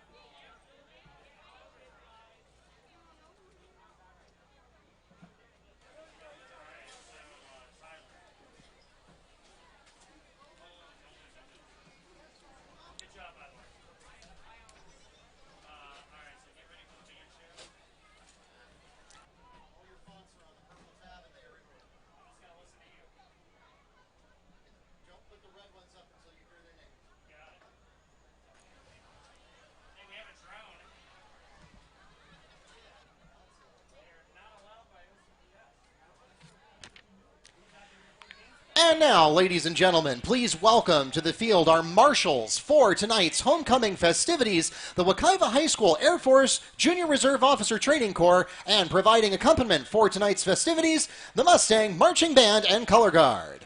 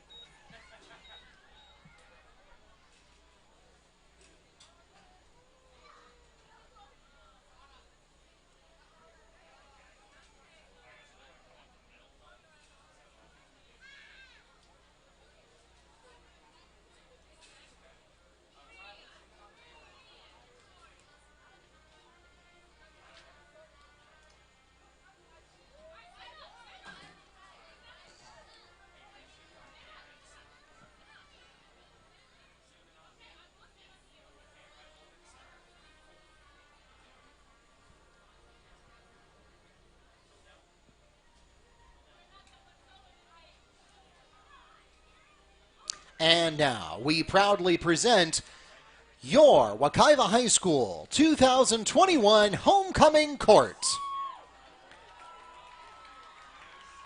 Our freshman princess is Cameron Holman. Cameron is on the JV volleyball team and dibbles and dabbles in the debate team, and her favorite activity is track. She washes dogs in her community when she has days off, and after high school, she plans to go to college, get internships, and make some money. Her advice to others is to be a leader, not a follower, because being a follower is not cute. She is escorted this evening by her father, Avarice Holman. Ladies and gentlemen, Cameron Holman.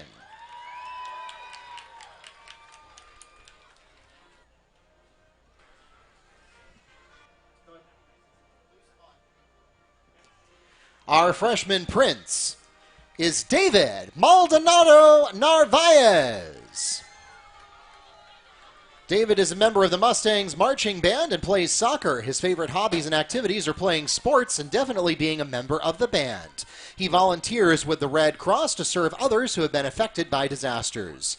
After high school, he plans to go to college and study neurology. His favorite quote is from Plato: "Never discourage anyone who continually makes progress, no matter how slow." He is escorted today by his mom, Yesenia Narvaez, and his cousin, Ashley Vieira. Once again, Cameron Holman and David Maldonado Narvaez.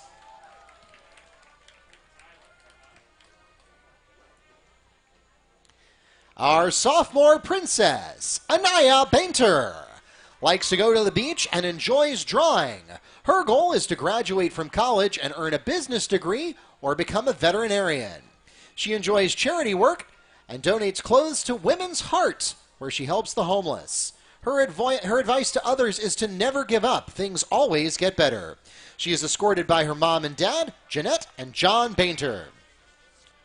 Our sophomore prince is Emmanuel Morris, who has plans after high school to continue his education at a historically black college or university and become an entrepreneur. He likes to cook and listen to music. His favorite quote is from George Washington Carver: "When you do the common things in life in an uncommon way, you will command the attention of the world." He is being escorted this evening by his mom, Kara Moore. Once again, Anaya Bainter and Emmanuel Morris.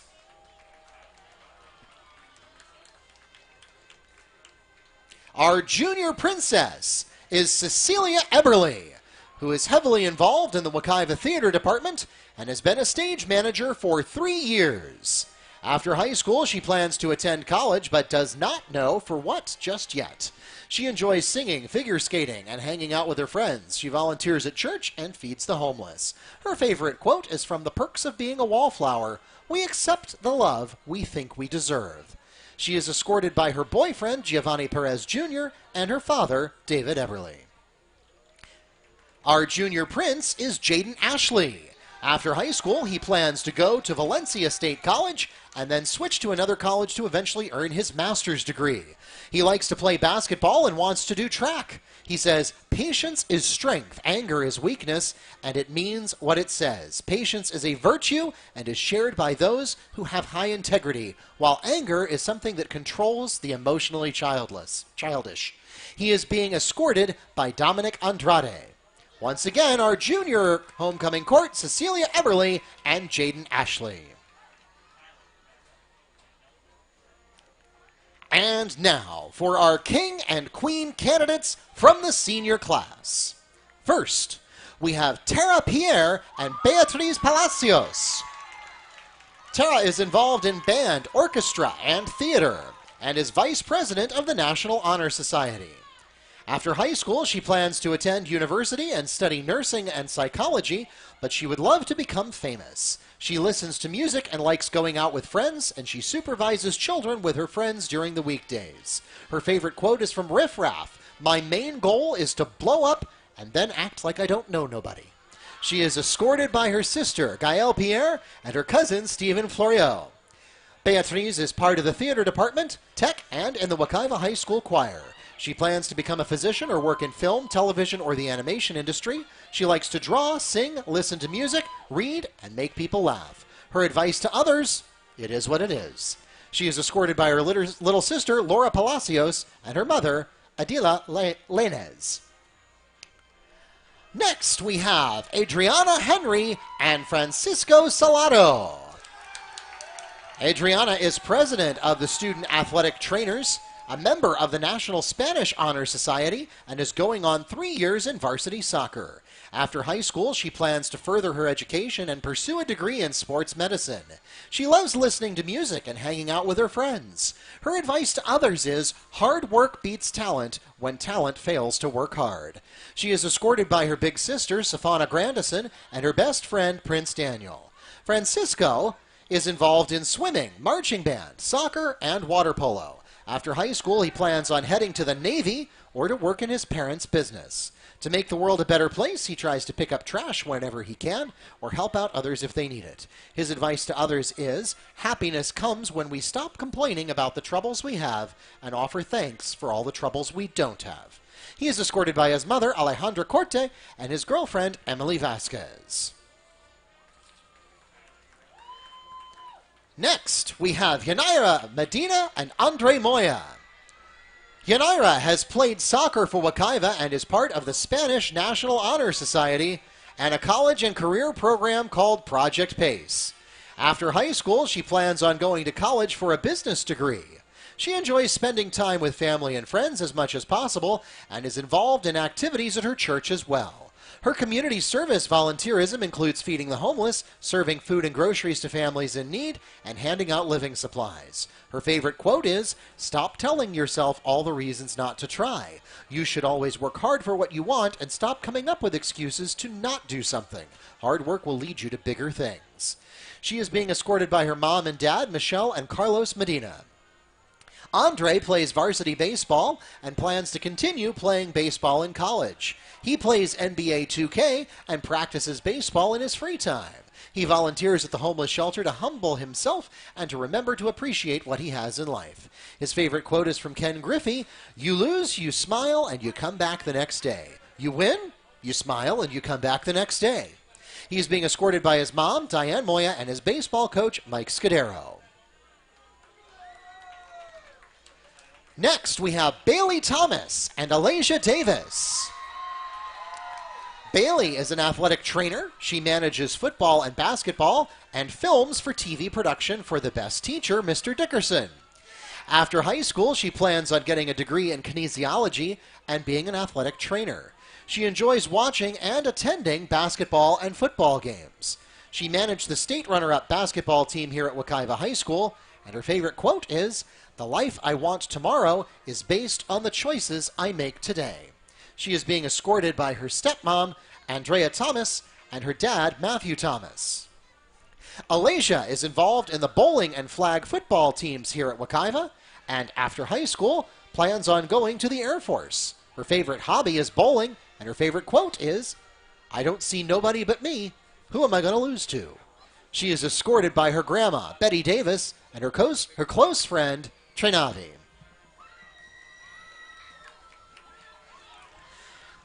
And finally for the seniors, we have Jaquela Bellamy and Fabian Rivera.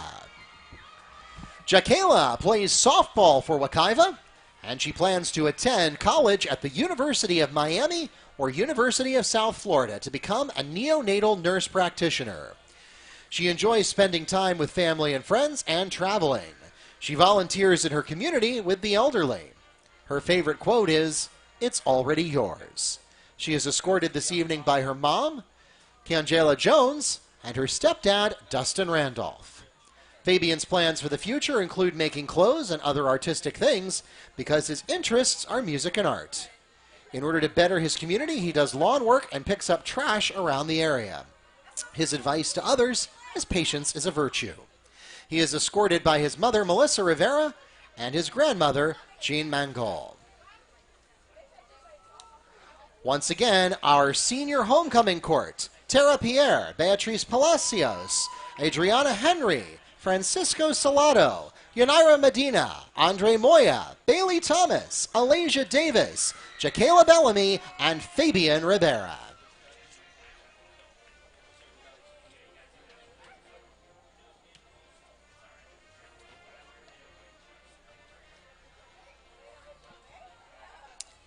And now, we are proud to announce your 2021 Wekiva High School Homecoming King and Queen. The 2021 Wekiva High School Homecoming King is Alaysia Davis.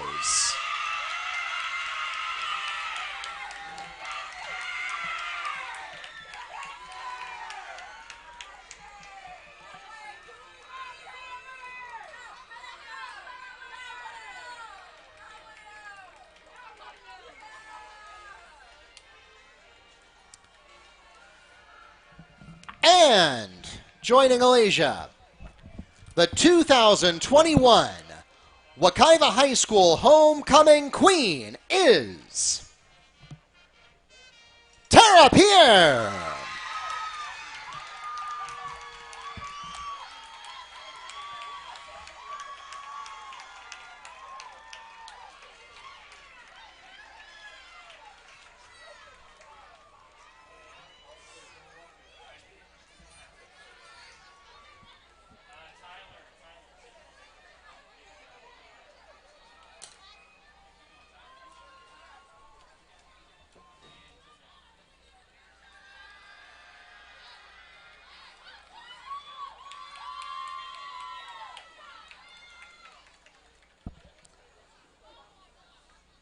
Congratulations to Alaysia and Tara and our entire 2021 Homecoming Court.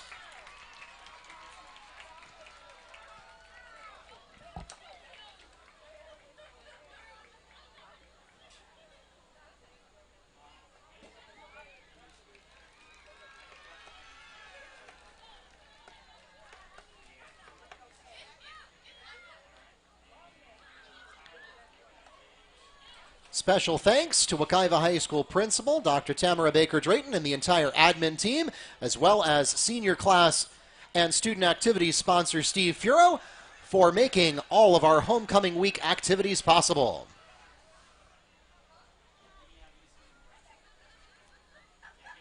Our thanks as well to the Wekiva High School Junior Reserve Officer Training Corps, the Air Force JROTC, for marshaling tonight's festivities, and for the Wekiva High School Marching Band and Color Guard providing accompaniment and scenery.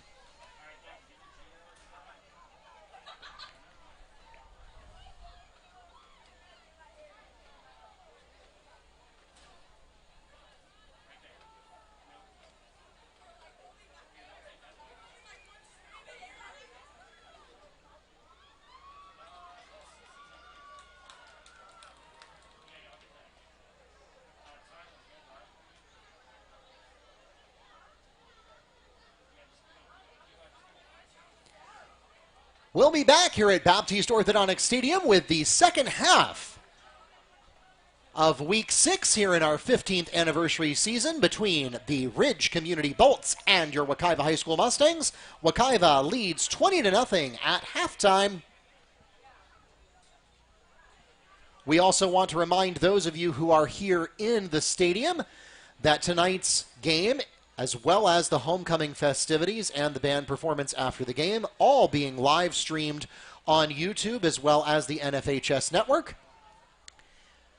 If you have friends and family who are back in Davenport, elsewhere in Apopka, or anywhere in the world, make sure they know that they can join us virtually. Just search for Wekiva Sports on the YouTube app with your favorite computer, smart TV, or mobile device, or if you're a member of the NFHS network, you can pull it up there as well. Those games or those events will remain available for on-demand replay, so please feel free to go back and watch the homecoming festivities at your leisure on Wekiva Sports on YouTube.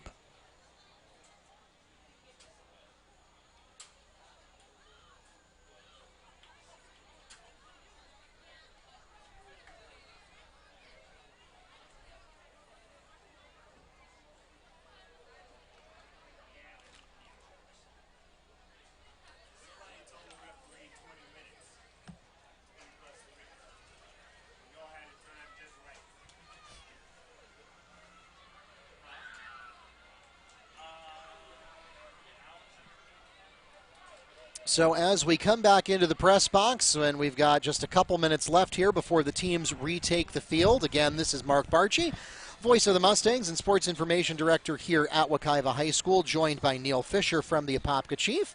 And Neil, this is what we like to see if you're a Mustangs fan, and what we have not seen so far in the opening 5 weeks of the season, not including the bye week. And we've got some good stats in the books. Not a lot of variety in the Mustangs play selection tonight, but what they've been doing effectively.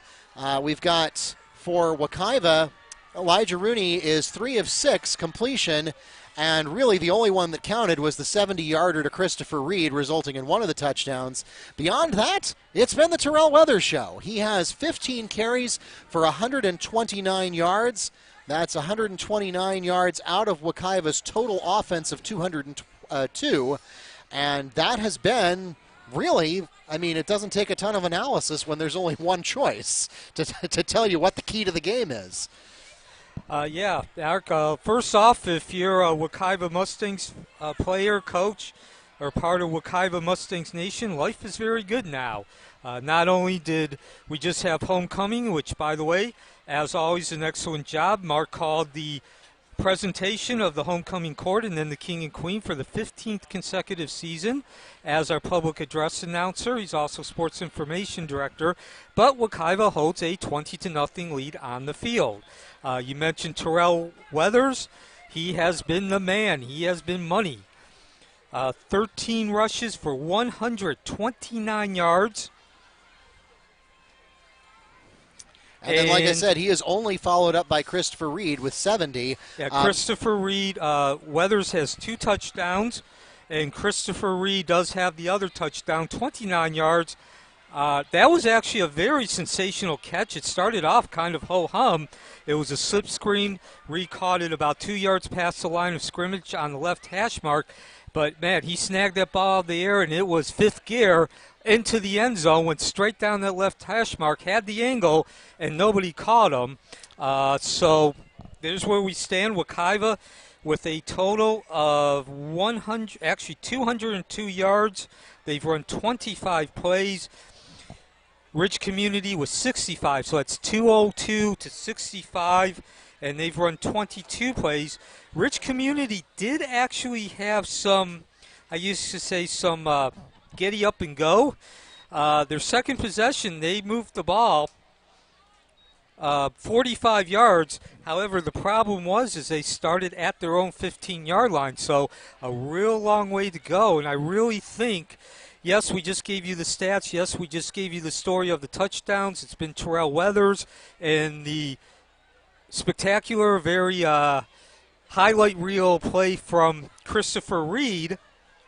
But The real story, if you look at the underlying cause, it's been the field position. Wekiva starting only one time inside their own 40, and the opposite true for Ridge Community. Sure, and I mean, if you look at Ridge's stats, the Wekiva defense is getting it done. Really, all you've got is the Rick Pennick play for 40 yards. Other than that, Pennick's play was a reception. Yes, the reception. As far as rushing goes, Ridge is totaling negative 13 yards on 12 attempts. So you said at the beginning of the game, Neil, that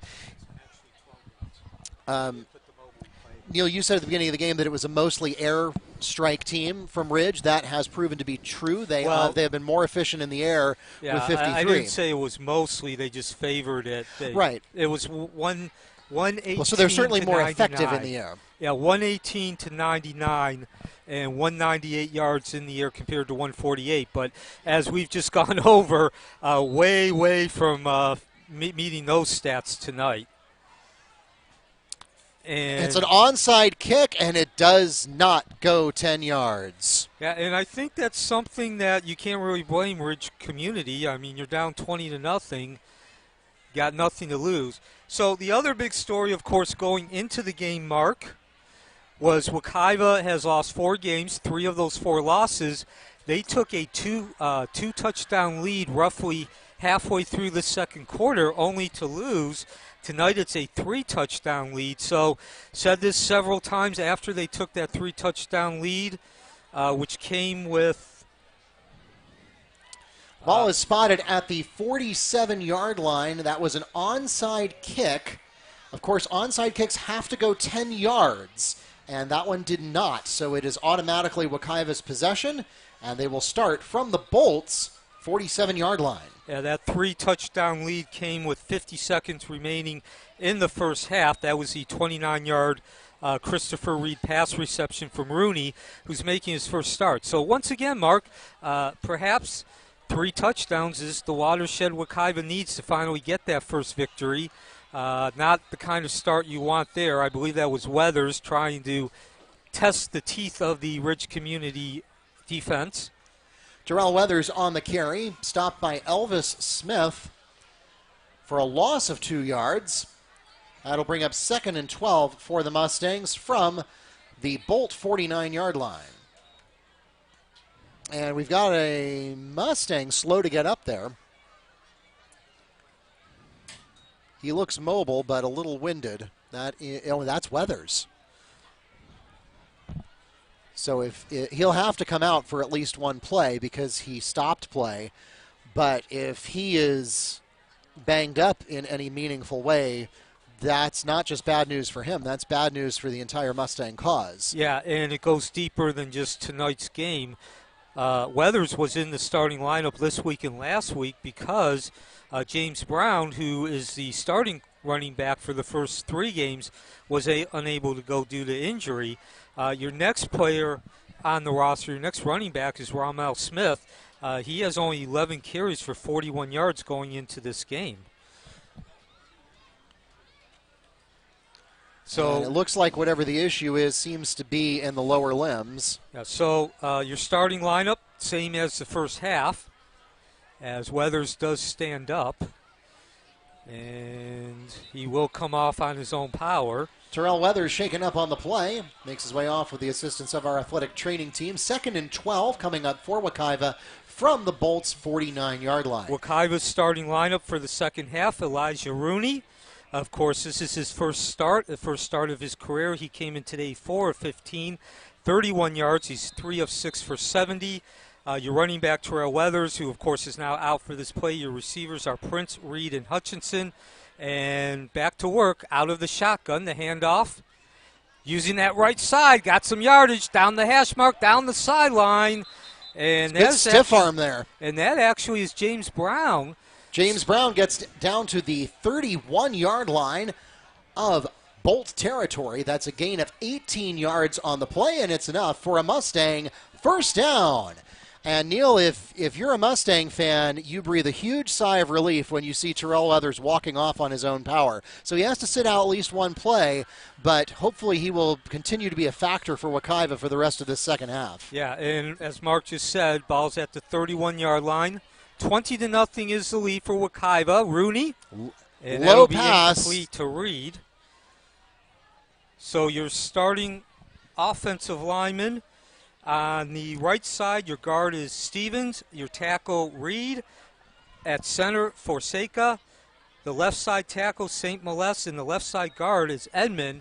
And we talked about Weather in the running game through that first half, 129 yards at halftime for Weathers. But, of course, you do not run for 129 yards if you are not getting some big-time blocks from your front five.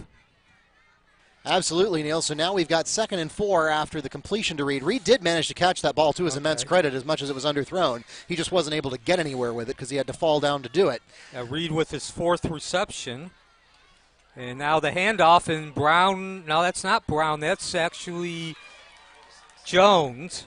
And he slashes and dashes, does some weaving and juking and jiving, and another first down for Wekiva. They continue to, as Hank Stram liked to say, matriculate the ball down the field. Greg Jones on the carry for a gain of 7 yards. It takes it just to the edge of the Bolts red zone. 1st and 10 Mustangs from the 20-yard line. 3rd first down of this opening series in the second half. Wekiva holding the 20-0 lead, looking for their first win of the season.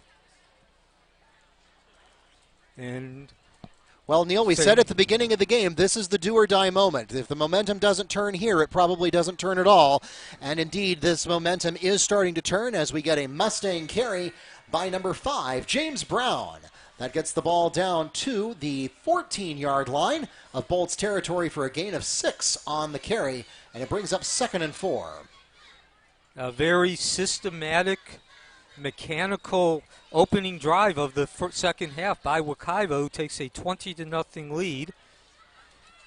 Rooney will be operating once again off the offset eye. That's Brown to his right, the fullback offset as well to the right. Handoff once again to Brown, who was the starter for the first 3 games, and he plunges and plows ahead. Another Wekiva first down. James Brown on the Mustang carry. Stop is made by number 17, Jeremiah Walker of the Bolts defense. That gets the ball right at the 10-yard line for a gain of 4. It's good for a Mustang. First down, 1st and goal Mustangs. So 4 first downs in this opening series for Wekiva. And now Reed talks to Rooney. Reed catching the 3rd touchdown pass, 29 yards, 50 seconds remaining in the first half. Snap, drop back out of the shotgun. Now Reed rolls left. Yeah, he's got all day. Still rolling, and he'll take it himself. I don't think he got much, maybe a couple yards, but certainly better to gain a few yards than what it could have been there when it looked like he was going to get sacked. Actually, that wasn't half bad. I think he picked up about 6 there. Elijah Rooney on the carry for the Mustangs gets the ball down to the 4-yard line, 2nd and goal. Okay, so a much better run than initially thought. So remember, they are over on the far sideline from where the press box is. 7.5 minutes remaining. Wekiva with the 20-0 lead. 2nd and 4. Handoff. And nothing fancy into the end zone for Mustang. Touchdown. James Brown for 4 yards. So Wekiva caps off the 53-yard drive to open up the second half and take a 26-0 lead with James Brown, who started the first 3 games, 4 yards, pound and ground. Once again, give that offensive line the credit for opening up the hole. So only one pass. 1, 2, 3, 4, 5, 6, 8 plays. The 2-point conversion. Reed skies and can't come down with it. Pass intended for Chris Reed falls incomplete. So the try is no good. The score remains 26-0 with 7 minutes, 13 seconds remaining in the third quarter. And Neil, those tries, they may not be a factor tonight, but we saw they sure were a factor at the Ocoee game. And Wekiva is going to have to get that straightened out if they want to compete with schools like Edgewater. Yeah, absolutely. Of course, remember, Wekiva's in the situation of going for these 2-point conversions because they missed the first PAT. So 26-0 is the score. Wekiva with the lead. Nobody scored in the first quarter, but Wekiva scored 4 consecutive touchdowns on 4 consecutive possessions. Weathers scoring the first 2 from 3 yards out, and then 16 yards out. Chris Reed taking a 29-yard pass for Elijah Rooney, who is making his first career start. And now James Brown, who actually started the first 3 games and came in on this last possession because Weathers got injured, plows into the end zone from 4 yards out. A simple bulldog move, just lowered the shoulders and followed his center, Carlos Fonseca, into the end zone. So the kickoff from Carmona. It's a short one, not really much of a kickoff. And Ridge Community will go to work at their own 42-yard line with 7:03 remaining. So, of course, at halftime, Mark, who is the other voice you're hearing, I'm Neil Fisher. He is our public address announcer, sports information director. For the 15th consecutive year, he announced the presentation of the homecoming court, as well as the king and queen.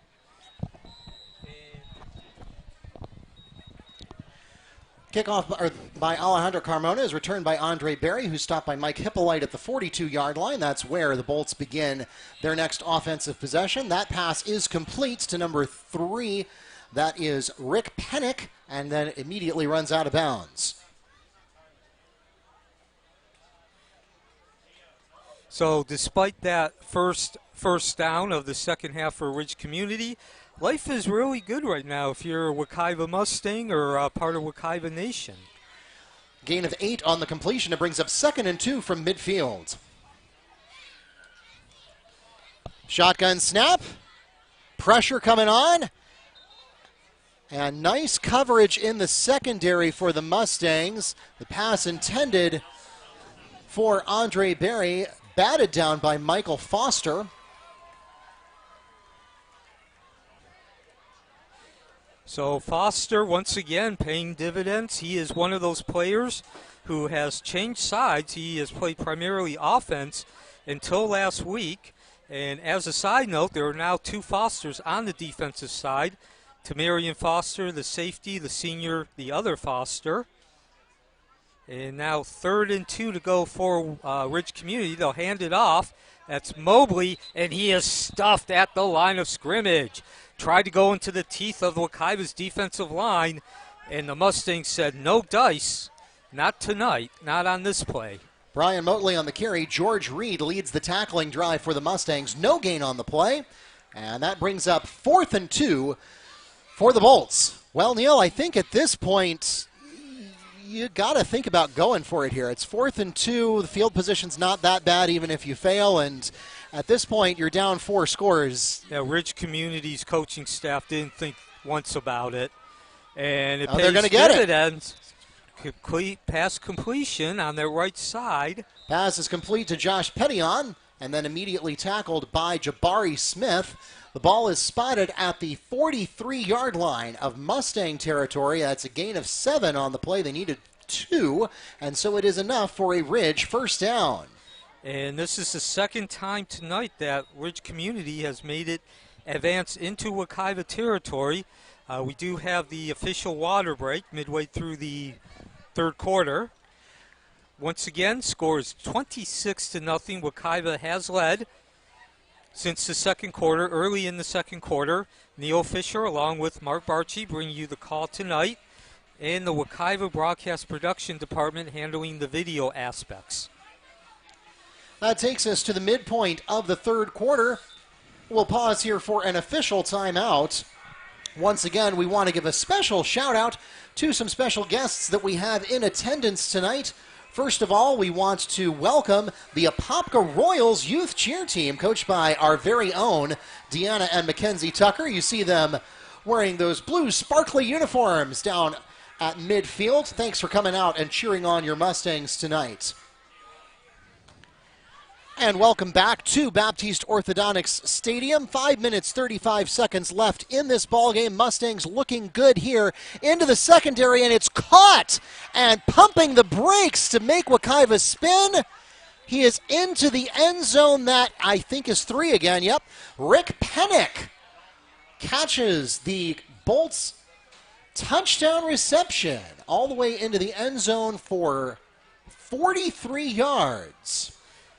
And we talked about it at the beginning of the game, Mark. This game will hinge, the outcome of this game will hinge on whether or not the playmakers for Ridge Community, the Bolts, can get into open space. They are lethal in open space, and you just saw an example of that. Yeah, I mean, Pennick just barely outran the Wekiva secondary, and then a really clever spin move to avoid the tackle because he was outmanned 2-1. And I didn't see whoever the Ridge Community receiver was as wide open as could be on that 2-point conversion. Certainly Coach Schwartz, even though they are still up 26-8, is going to have something to say to the secondary when they go over the film study and on practice on Monday. 2-point conversion to, I believe that was Donovan Baker, is good.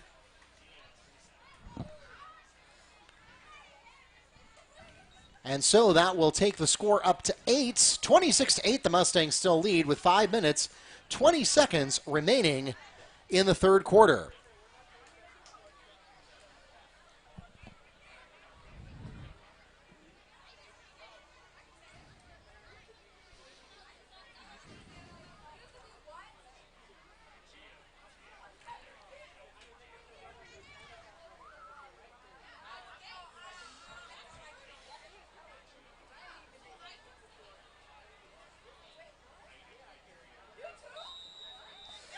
Okay, so we are back to live action.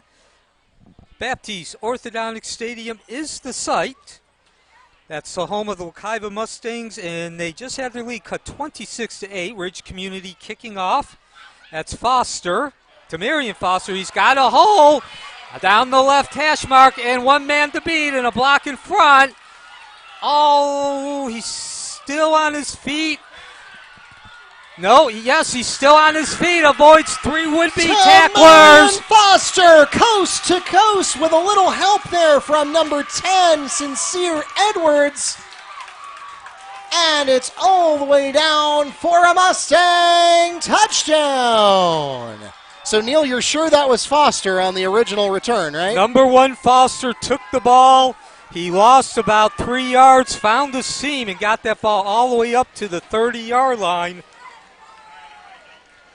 And then the lateral to number 10, Sincere Edwards, who then runs with it and gets the rest of the distance to the end zone. Talk about highlight reel. Yeah, I think the ESPN Sports Center, it's high school football. It might not get there, but certainly it is worthy of being considered. That certainly is the kind of stuff you would see on Sports Center. And once again, Mark, boy, life is good if you're a Wekiva Mustang or part of Wekiva Nation.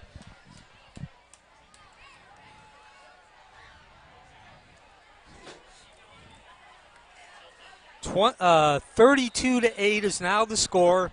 Wekiva is going to go for the 2-point conversion. That's no surprise. They attempted the 1 point, the kick on the first touchdown, since they did not get it. Okay, actually, excuse me, they are going to just go for the kick, the 1 PAT. 4:50 remaining. Where did Foster pick it up? Was it about the 20? Carmona lined up.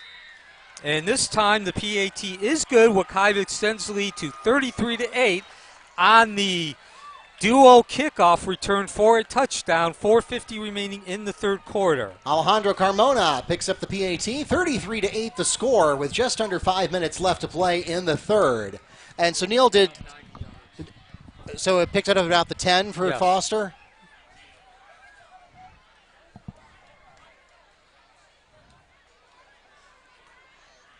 So Foster plus Edwards equals 90 yards.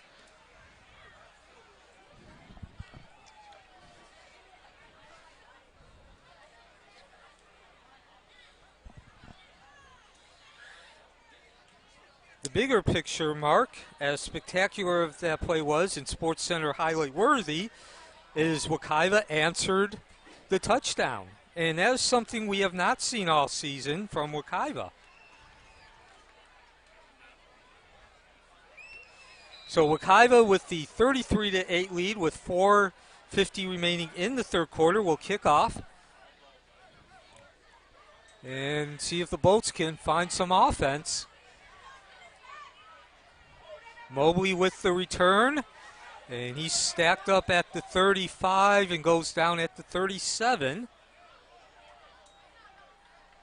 So Zach Plus, the quarterback for Ridge Community, will come back out and line his team up, and they're facing that 33-8 deficit.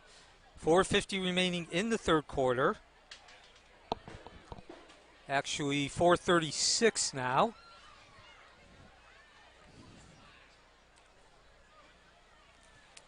Brian Motley on the return after the kick by Carmona. The ball is spotted at the 37-yard line. Plus under center. Ridge Community continues to work that offset I formation. Jackson right, left. Long pass, and another open man. That is Pennick, and he's going to go into the end zone. 3 consecutive plays, 3 consecutive touchdowns, 33-14. Plus completes the pass to Rick Pennick, and Pennick has open field in front of him and runs it all the way in for a Bolts touchdown. That is a 63-yard touchdown pass. So fortunately for Wekiva, their offense has been on target all night, and they were able to build a 26-0 lead before Ridge Community has gone onto the scoreboard. But man, everything that Coach Schwartz said in terms of his preview, in terms of his scouting about Ridge Community, has come true on the last 2 plays, which are both touchdowns. And that is, if they get into open field, the playmakers, they are lethal. And now Plus is going for that 2-point conversion, a flag. Pass is intended for number 4, Joe Jackson. However, there is a flag on the play.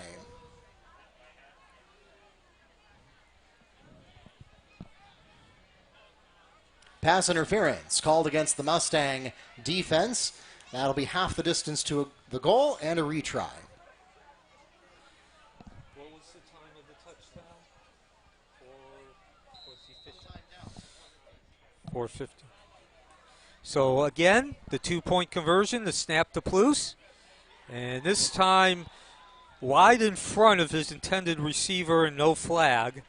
Pass is again incomplete, so the try fails. The score now stands 33-14 with 4 minutes, 15 seconds remaining in the third quarter.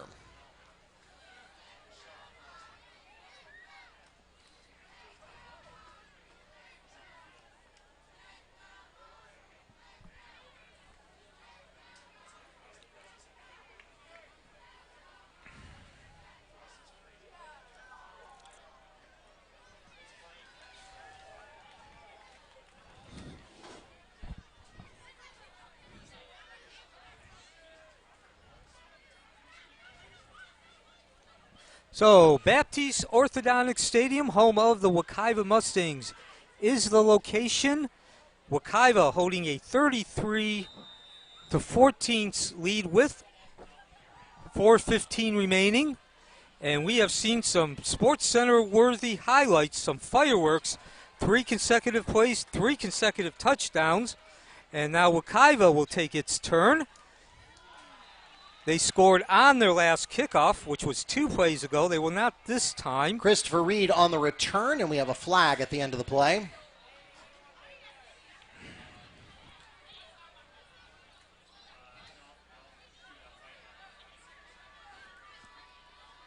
So Neil Fisher along with Mark Barchi bringing you the action.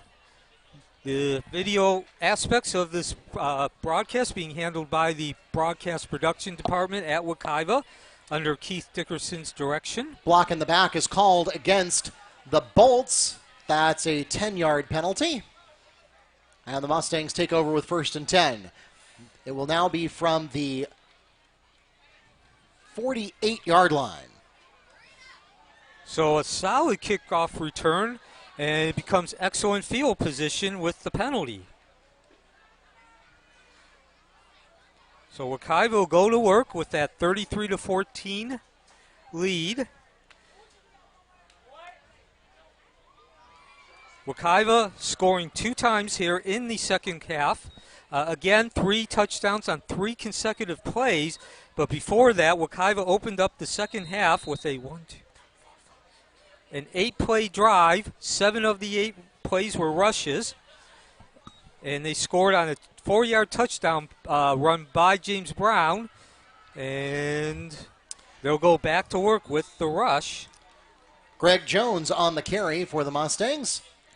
That puts the ball just into Bolts territory at the 47-yard line for a gain of 5. It'll bring up 2nd and 5 for Wekiva. And Jones, a midseason call-up from junior varsity. He certainly, in his limited opportunities, he made his first carries last week against Lake Nona, and he's had, I believe, 4 now here in this game against Ridge Community. He's done pretty well with those limited opportunities. So Wekiva now facing a 2nd and 5. Homecoming, King and Queen, as well as the homecoming court announced at halftime by Mark. And ball put in the stomach of Weathers, who's back in the game, and he will get that first down, weaving to the outside. Terrell Weathers on the carry, taken down by Angel Arvelaez, but not before picking up a Mustang first down. Ball spotted at the 39-yard line for a gain of 8 on the carry. So ball up to the Ridge Community 39-yard line. Another 4 sets of downs to work with for Wekiva.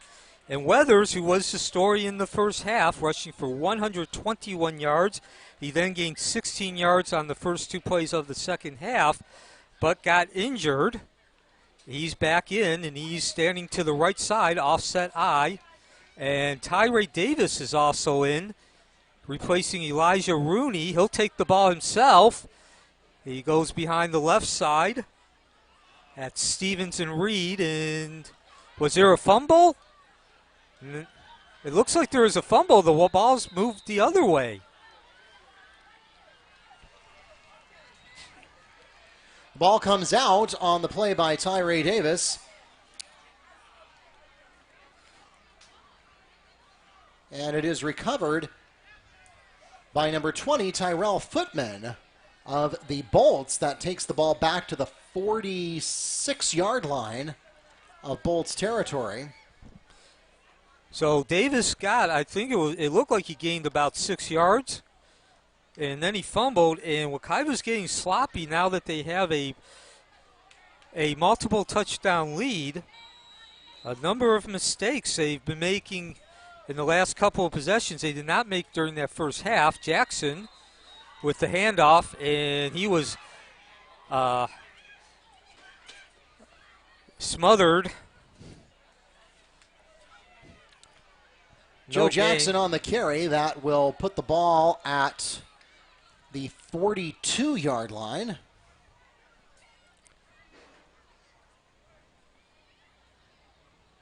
A loss of 2 on the play.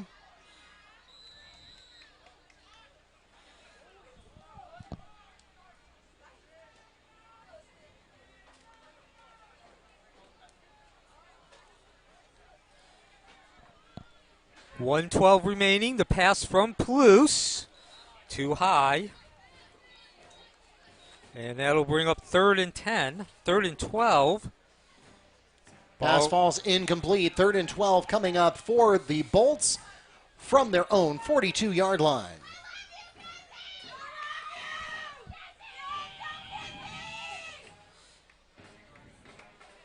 And we're not going to run that third play down quite yet. There's a timeout on the field. Wekiva with a 33-14 lead, 1:07 remaining in the third quarter. The Bolts request their first timeout of the second half.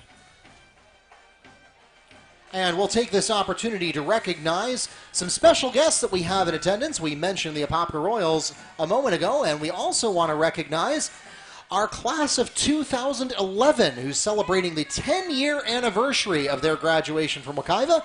We have several of them here tonight, and among them are alumni who have now become Wekiva faculty. We have head athletic trainer Brian Berg, assistant athletic director and head softball coach Alaysia Griffin, front desk receptionist and girls cross-country coach Maggie McGlure, and boys cross-country coach Wayne Hunter, all members of the class of 2011 and all now back to being part of our Mustang family on the faculty and staff. Congratulations to them and welcome home to all of our Mustang alumni. Baptiste Orthodontic Stadium, home of the Wekiva Mustangs.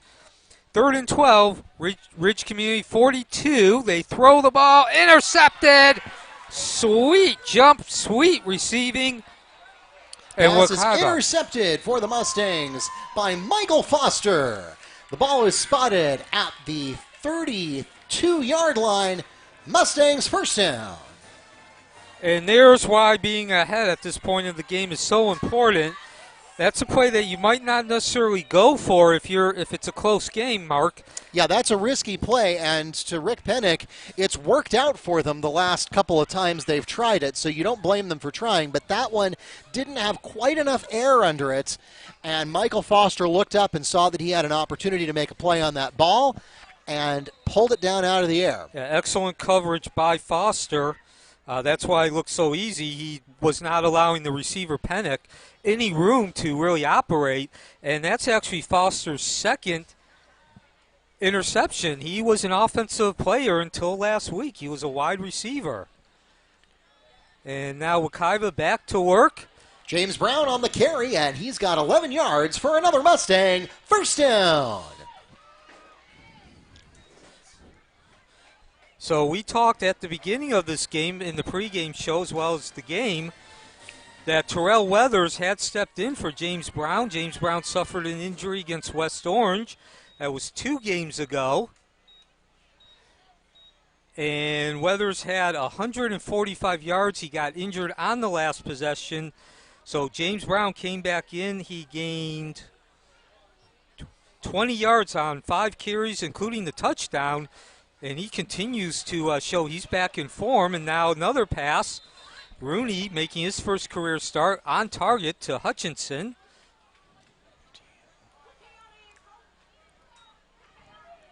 Justin Hutchinson has the catch.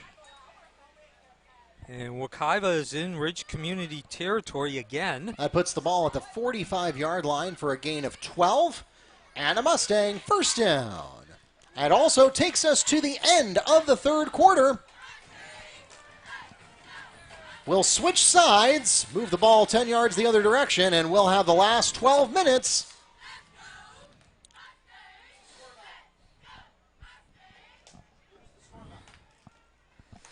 And so when we return, Wekiva will hold a 33-14 lead. Once again, Wekiva's had trouble holding their leads. We'll see if they can secure their first victory of the season. For those of you here in the stadium, we'd like to remind you that we are now headed into the fourth quarter. That means if you are depending on a ride to get home from tonight's game and you have not already done so, make sure you give them a call and let them know that we have just 12 minutes of game time left. That usually means 20 to 25 minutes of real time, so they should be on their way. We appreciate your help allowing our administrators to close the facility and get home to their families in a timely manner after tonight's game.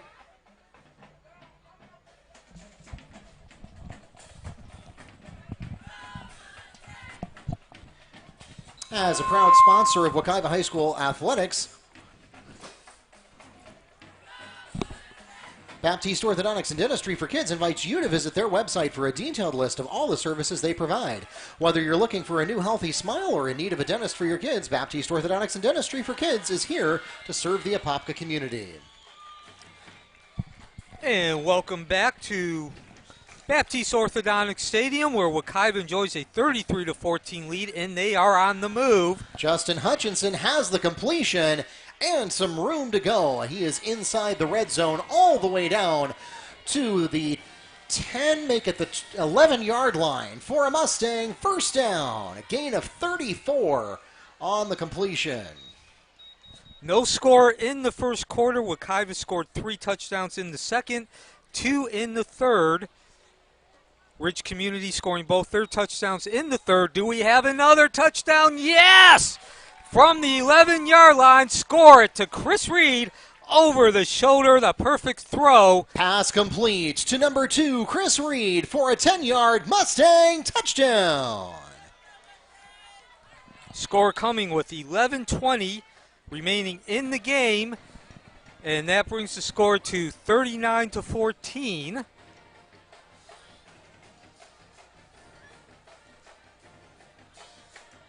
And so Wekiva will go for the 1 point after touchdown. They have tried 3 times for the 2 point after touchdown conversion. That's Juan Carmona out there to attempt the kick. Snap, falls down, kicks up, and this time score the point, 40-14. Wekiva and the extra with the point by Alejandro Carmona is good. The Mustangs extend their lead to 40-14 with 11 minutes, 20 seconds remaining in the ball game. So when we return, we'll take you through the last 11 minutes, 20 seconds of homecoming game for Wekiva. 40-14 is the lead.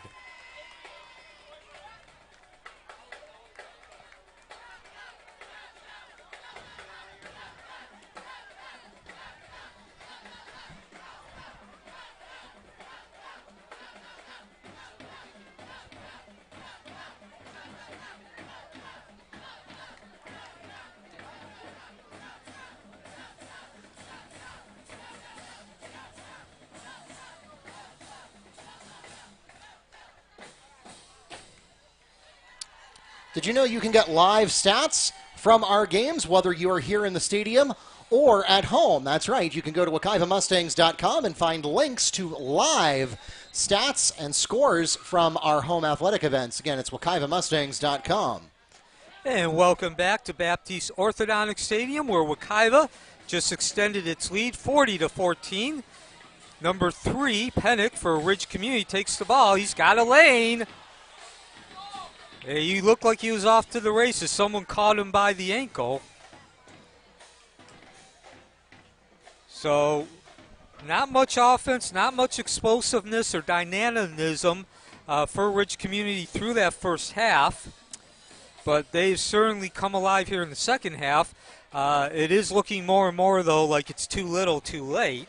Alejandro Carmona on the kickoff. It's fielded by Rick Pennick at the 15 and then run back 35 yards to the 40-yard line before being taken down by Travion Rudolph, who likely saved a touchdown there. And Zach Pluce will go back to work out of the shotgun. Incomplete. Pass intended for Pennick is high and incomplete. That brings up 2nd and 10 for the Bolts. So a very festive atmosphere tonight, as you expect during homecoming.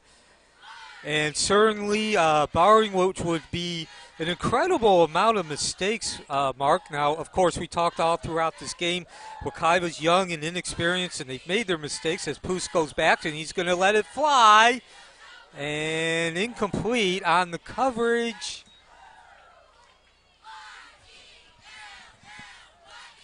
Got the hand up there at the last minute. Plus his pass falls incomplete. It brings up 3rd and 10 for the Bolts from their own 40-yard line. And yeah, Neil, going back to the beginning of the broadcast, we said this was the do-or-die moment for Wekiva. With an 0-4 start to the season, this is where they needed to gel. They didn't have any excuses this week. The whole coaching staff was there the whole time as the pass intended for Andre Berry falls incomplete. And that will bring up 4th and 10 And so the Mustangs had everything working in their favor. They had a bye week a couple of weeks ago. They had an honest effort at Lake Nona, even though they did not pull down the victory. They had, again, full-strength coaching staff, and their top weapons, Weathers and Brown, are back in. Brown, of course, spent a good portion of the first half of the season injured. And so now Wekiva has no more excuses. They've got to put up or shut up at this point, and tonight they are putting up. Yeah, and to the bigger point, it's going to be a very happy night in Mustang land. So, again, it would take a tremendous amount of mistakes by Wekiva, and the reason I brought that up was simply because for all the mistakes Wekiva made, it'd have to be even more. Flag on the play. Dead ball. Ineligible player or illegal substitution is called against the Mustangs. That's a 5-yard penalty from the previous spot and a replay of 4th down. So they keep making the mistakes even as we're up here talking about it. Fortunately, it's only 5 yards. But, you know, Wekiva at least has made the kind of mistakes tonight for the most part that don't really do damage. Now that penalty could be consequential because it looked like the Bolts were lined up to punt there. Yeah. Now that it's 4th were. and 5 instead of 4th and 10, they are lined up to go for it. Yeah, that gave them an opportunity, and they're not going to make anything of it. Oh, no yes, they flag. are. There is the flag. Pass intended for Andre Berry falls incomplete, and there is a flag on the play. Yeah, I was looking for the flag mark. It didn't come out right away. I think it just took a couple seconds for the ref to get a hold of it. But that certainly was pass interference, an easy call. Yeah, you could see that from a satellite. The only delay on throwing that flag was finding it in his belt. That was Tamarian Foster with the shove there. Pass interference called against the Mustang defense. 15 yards from the previous spot. Also, personal foul is called against the Bolts offense. Okay, so we got all kinds of flags, Mark. Shenanigans. Yep, it's getting late in the game. There's exactly 10 minutes remaining. So the end result is it'll be a first down for Ridge Community. And going back to the pass interference on Foster, I'd say that's easy because Foster never turned around and looked for the ball.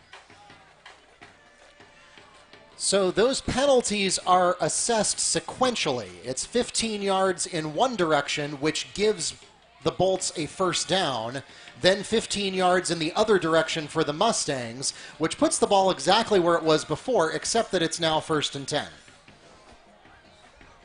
Did I get that right, Mr. Official? And where it was before is the Ridge Community 40-yard line. Again, 10 minutes remaining. As the handoff, something we have not seen in a few plays, or at least not as frequently as we were seeing it until about midway through the 3rd quarter. Pass intended for Berry falls incomplete. That brings up 2nd and 10.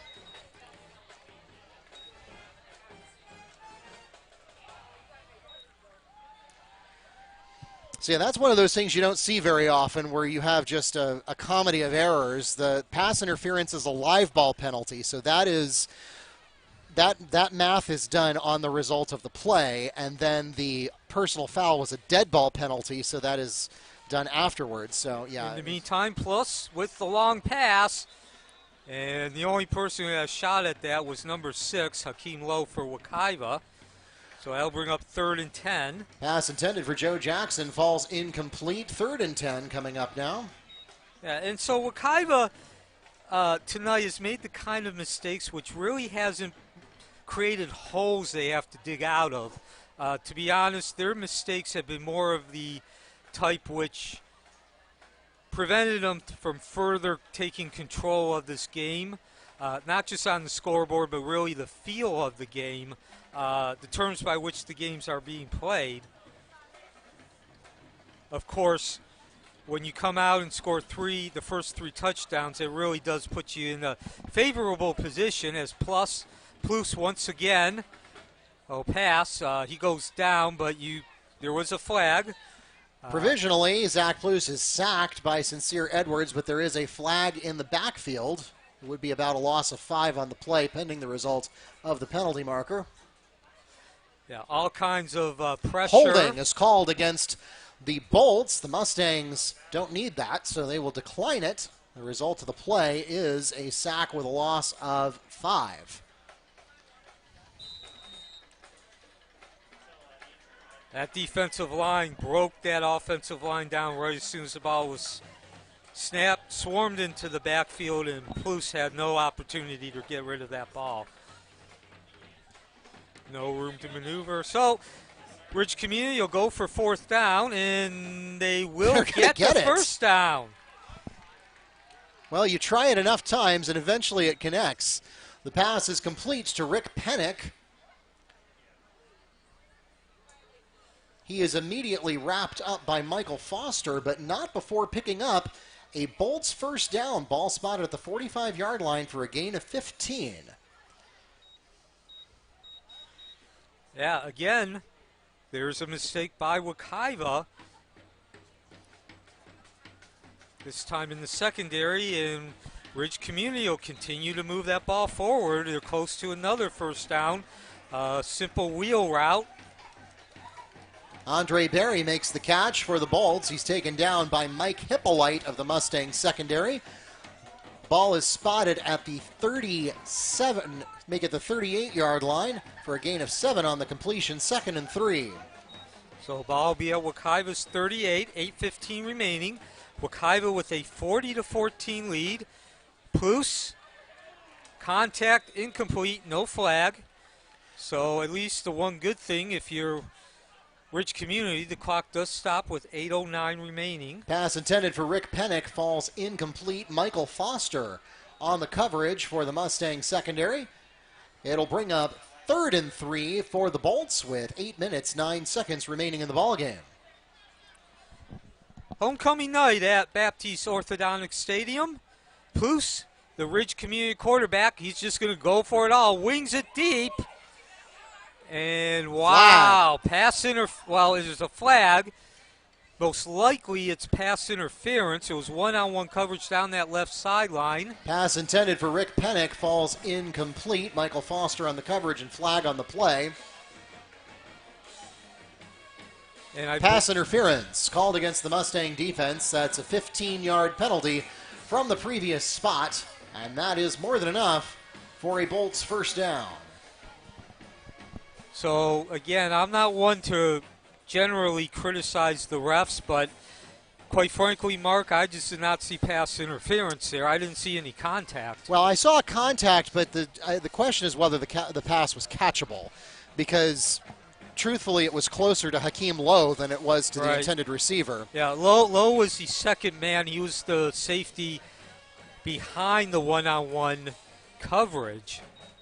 So I did not see contact, Mark. Of course, I guess you got the better eyesight. Yeah, I did see the contact, but it was away from where the ball was going. Usually, as you just said, Mark, usually the refs will Hakeem Lowe was the one who was actually near where the pass landed. He didn't have any contact. That was Michael Foster that actually got that penalty called on him. So the handoff, some good yardage from Norman Hill, who bangs behind that left side of the line, and we got some pushing and shoving going on. A little fracas there. Norman Hill on the carry, Marion Foster on the stop, and a late flag on the play. Provisionally, that would take the ball down to about the 16-yard line for a gain of 7.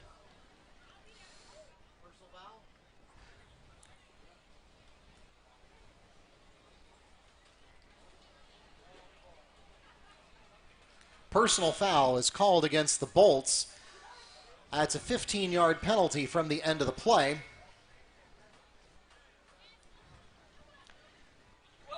That moves the ball back to the 30-yard line. So Wekiva catches a break. That's a big mistake by Ridge Community. And the Mustangs request a timeout. As Mark just called out, that's a loss of 15 yards. They gained 7. So it's an 8-yard loss in total. 7:33 remaining. 40-14, Wekiva leading over Ridge Community. Oh. This is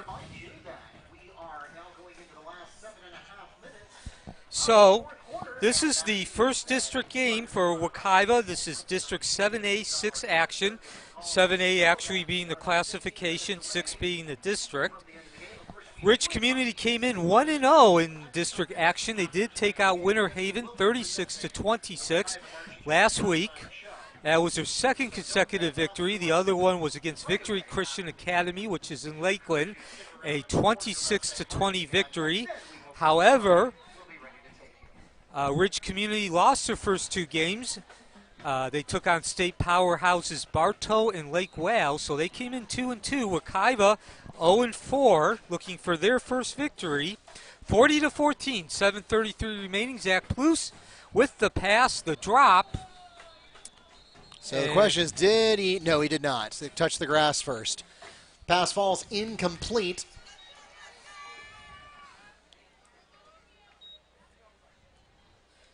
And so that'll bring up 3rd and 18 from the Wekiva 30. As the clock now shows 7:26 remaining, 3rd and 17. So Wekiva really needing to get that first victory. Not, of course, Mark and I talked at the beginning of our broadcast. It's do or die once you get into the fourth, fifth game of the season. But Wekiva just in general needs to get some momentum. Zach Plus will take the snap out of the shotgun. Seeing more and more of this going for it all. And once again, incomplete. They did score 2 touchdowns going for it all, but they've had at least 10 other incompletes going for it all.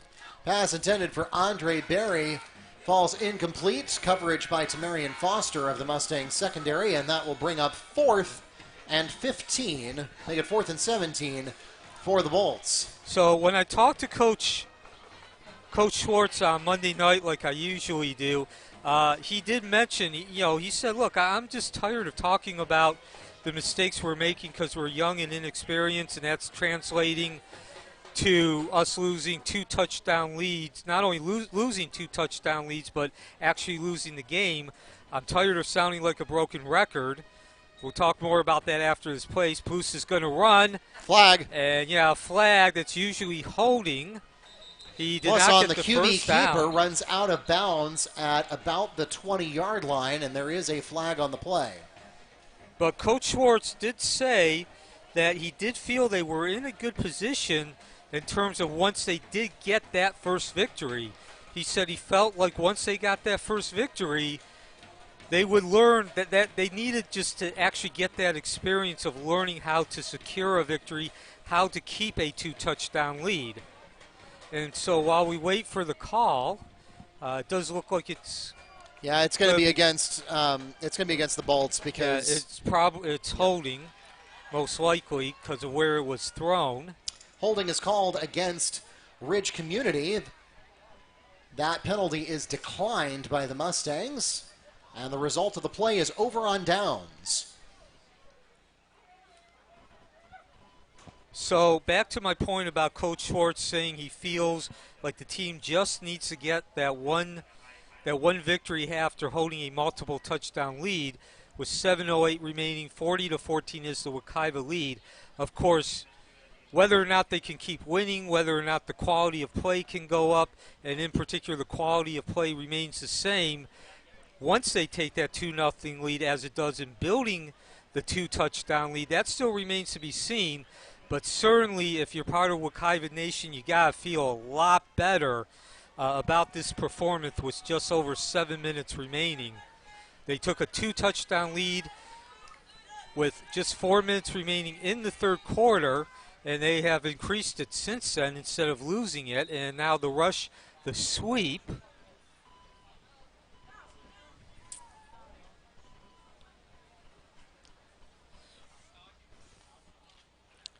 And I could be wrong, Neil, but I think that was Prince, wasn't it? Yes, number 8, Amari Prince. So Amari Prince has his first carry of the game. That's good for a gain of 8 yards. Takes the ball out to the 27-yard line. Brings up 2nd and 2. So Wekiva beginning the drive at their own 20. We are now 6.5 minutes away from the end of the game, and this is number 25, 25. Demarion Hicks on the carry. So now we're starting to see some players who usually don't get much time get time. That takes the ball out to the 37-yard line for a gain of 10 on the carry. Make it the 36, and that's a Mustang first down. And we've reached the midpoint of the fourth quarter, and so we will pause for our final official timeout of the game. Once again, we want to remind everyone, if you are here in the stadium, don't dash out the gate right after the game, and if you are watching us online, don't turn off your YouTube or NFHS stream right away when the game ends, because we do have a little more business to take care of here at Baptiste Orthodontic Stadium, and that is to get to that halftime show that we did not get to during halftime thanks to our homecoming festivities. Make sure that you join us for that. However, once we do get to the end of that halftime show, we will ask for all of our patrons to clear the facility as expeditiously as possible and make sure that your rides are ready to pick you up. We appreciate your cooperation.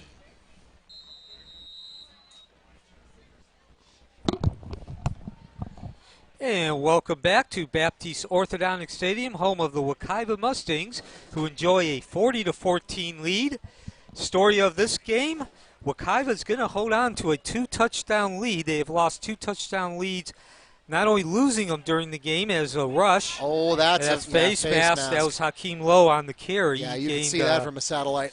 But Wekiva has also lost all 3 of those games, and they were going into tonight looking for their first victory.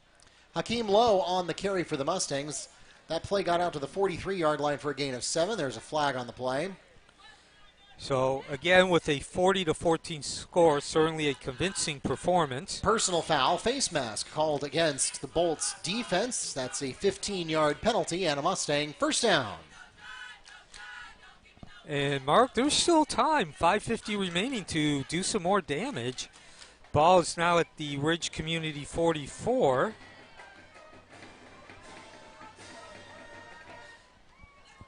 Coming into this game, Wekiva certainly has surpassed its totals for the season in this one game. Well, actually, they haven't actually passed it, but they've come close. Wekiva came into this game 114 carries, 310 yards, so it's about 3 yards a carry. Tonight they have 32 rushes for 236 yards as they go again to the ground and pound. Nothing fancy, right behind the left tackle. Greg Jones on the carry for the Mustangs. That's a pickup of 10 yards and another Mustang first down. Ball will be spotted at the 34. Yeah, we'll call it the 33. Make it 11. 33. So 5 minutes remaining. Wekiva 40-14 lead. They took a 26-0 lead. Terrell Weathers doing most of the damage, about 95%. It was the Terrell Weathers show, as we've said many times, Mark. It was student body left, student body right, student body behind the center. He had 129 yards on the ground at halftime. It's now Michael Foster. He's got some room. He's picked up a good block and then made the most of it. Yeah, the sweep, and that'll pay off some dividends. Another first down. Michael Foster on the carry for the Mustangs, and he gets down to right about the 20-yard line.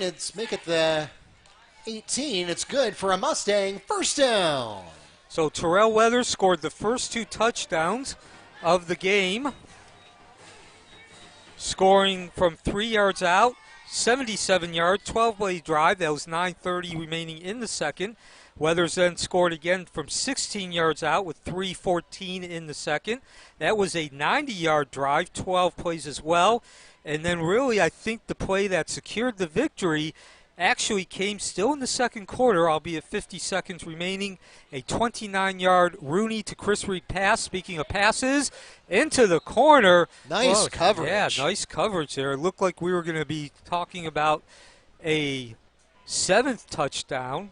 Pass intended for Justin Hutchinson is swatted away at the last minute by Tyrell Footman. And so That touchdown, 29 yards from Elijah Rooney, who made his first career regular season start, to Chris Reed, who, by the way, that was his 8th touchdown reception of the year. Made the score 20-0, and it came right before halftime. Again, 50 seconds. Wekiva will go to the handoff. They'll try to bounce it outside, and they're going to get some good results down to the 10. Sincere 15. Edwards on the carry for the Mustangs. Oh, Edwards, the big bad defensive lineman. Yeah, that's not a name you typically hear as a running back, but No. hell, why not? Ball spotted at the 6-yard line for a gain of 12 and a Mustang first down. And to conclude the scoring for Wekiva in the third quarter, James Brown, who was the starter for the first 3 games, Terrell Weathers came in, started the game tonight because Brown was injured. He scored from 4 yards out as Wekiva now gets another shot at the end zone. That's Tyree Davis under center. He replaced Rooney around the start of the fourth period. Hands off. The quick move Almost into didn't the stay inside. on his feet, but he got there. The handoff is made to number 19. That's Jeffrey Townsend. So after Brown scored to make the score 26-6, then some fanatics, some highlight center real play on the kickoff. Yes, Rich Community scored its first touchdown. Tamarian Foster, the safety, took the ball at the 10-yard line. He went all the way down to the 30-yard line and then lateral to Sincere Edwards. The man's been in 2 big plays in terms of carrying the ball tonight. 90 yards. That made the score 33 to the 33rd point. And then with 11:20 remaining in the fourth quarter, Chris Reed struck again, this time Davis, with the pass. And in the meantime, plowing into the end zone to make the score 46-14, right behind the centers. Mustangs into the end zone for a 6-yard touchdown.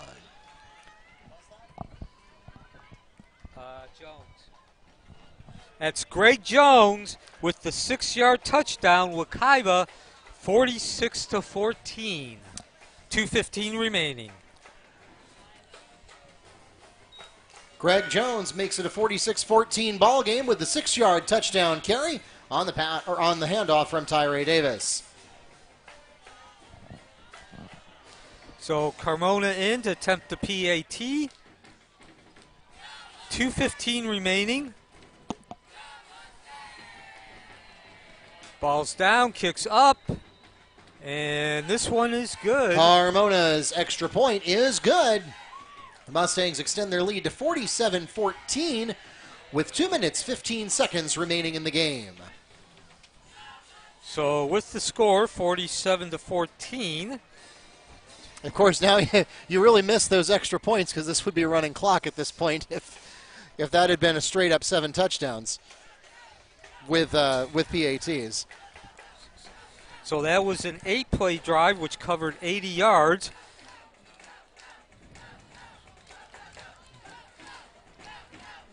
So Wekiva will go to 1-0 in District 7A6 action. Rich Community will fall to 1-1. And that goes back to where we started talking when we came on the air tonight, Mark. It was do or die time, not just because you're getting 4 or 5 games into the season and you have yet to win a game, but this is their first district game, and you know it's only a 4-team district, so you only got 3 shots. Now, if you have 5 or 6 teams, you can certainly afford to absorb a loss more. You never want to lose, but you can certainly afford to absorb a loss more. You only have 3 opportunities in a 14 district. And I would have let that roll out of bounds because that would have been a penalty. But speaking of penalties, there's one anyway. So 2:05 remaining now. Ridge Community will take over possession of the ball with the 2:05 remaining. The only question is where, as we wait to find out who the penalty is on and what it is. Rick Pennick has the run back, and there's a flag on the play. And we also have an injured Wekiva player.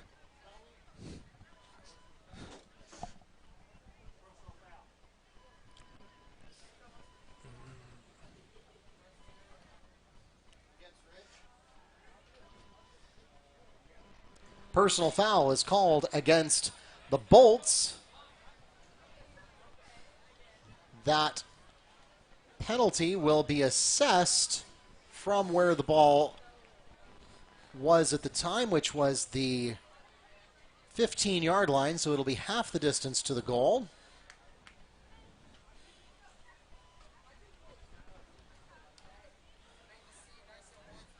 And that will take the ball inside the 10-yard line, actually maybe even the 5. Well, it should be the 7.5 okay, if half the distance to the goal is worth anything. Okay, so it'll be at 7.5-yard line, 2:05 remaining. Wekiva 47, Ridge Community 14.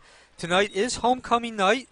Mark, the other voice that you heard, I'm Neil Fisher, announced the presentation of homecoming court as well as the king and queen at halftime. Stick around.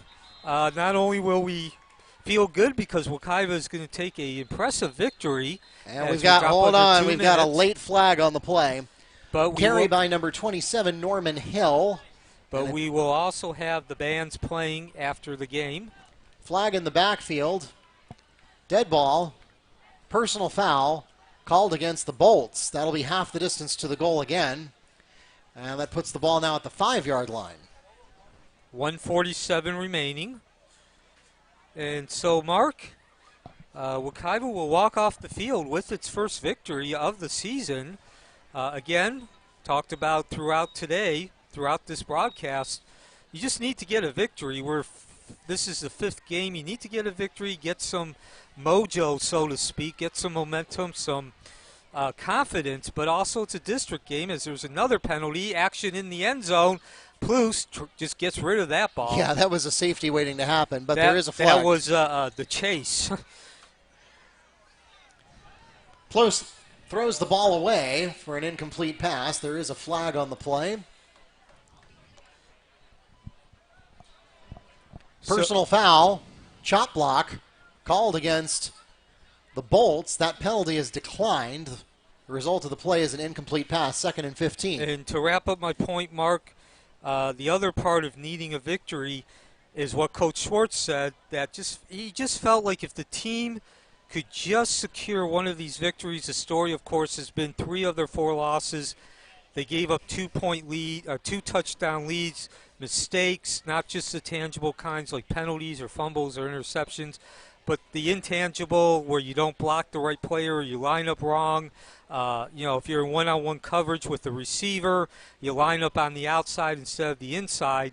Just getting that one victory he thought would really do the team wonders. He felt like they could go ahead and maybe even start, instead of having a streak of losses, start turning into a streak of wins. Maybe not consecutive wins, but maybe finish out the season with a 3-3 record because they would have that blueprint for how to secure the victory. Brian Motley on the carry. No gain on the play. That brings up 3rd and 13 from the 5. No. It's actually a turnover, Mark. And the Mustangs are signaling that they have it. Yeah, again, it was a late call by the refs, but the Mustangs are running off the field. The defensive unit ran off the field with their hands in the air as if they did get a fumble. And now Ridge Community is walking off the field. Their coach is questioning. Yeah, this is a tough way for Ridge to end the game. 3 consecutive personal fouls and then a fumble turnover, and you hate to see that, regardless of whether you're a Mustang or a Bolts fan. That's not the way you want to see a game end, where a team, you start to feel the psychological toll, and they start to make mental mistakes like that. Yeah, Chris Davidson, the coach of the Bolts, standing on the right hash mark, asking the refs, I didn't see a turnover, but nonetheless, that is the call, and Wekiva will now take a knee. Tyree Davis under center. Nope, actually they're going to hand it off and score another touchdown. Mustangs into the end zone. The barreling rush from... That's number 15, Jeremy Benjamin. Barreling into the end zone with 36 seconds remaining. Jeremy Benjamin. Jeremy Benjamin scoring his first touchdown of his career.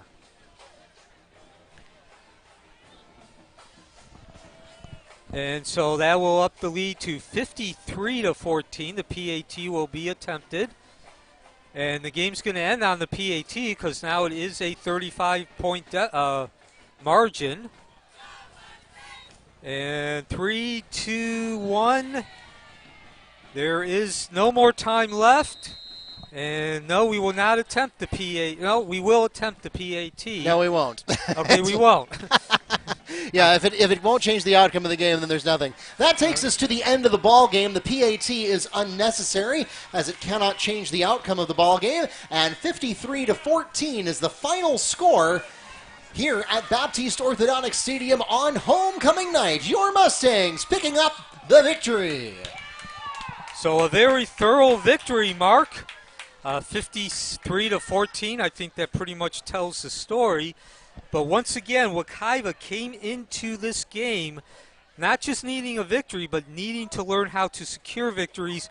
3 times in the season, through the first 4 games, they had a 2-touchdown lead in the second quarter, and then just a rash of mistakes, both tangible and intangibles. And when all was said and done, they lost all 3 of those games, and they came into tonight's game with an 0-4 record.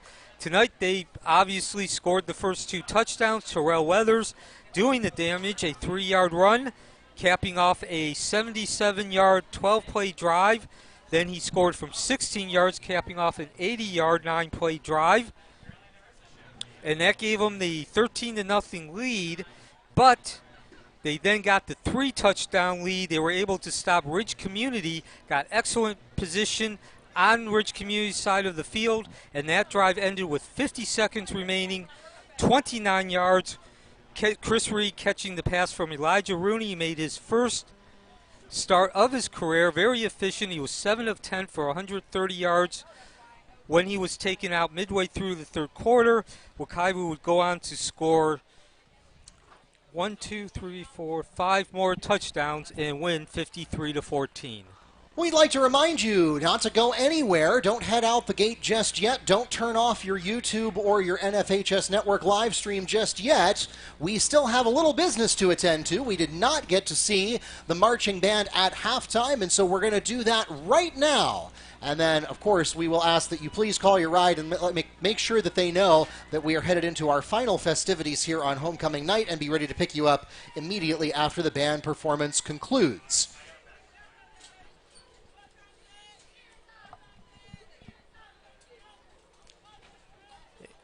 And so those other 5 touchdowns scored in the second half. Remember, 20-0 heading into the second half.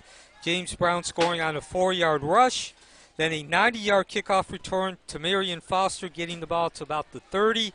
Pitching back to Sincere Edwards. Those were your touchdowns in the third quarter.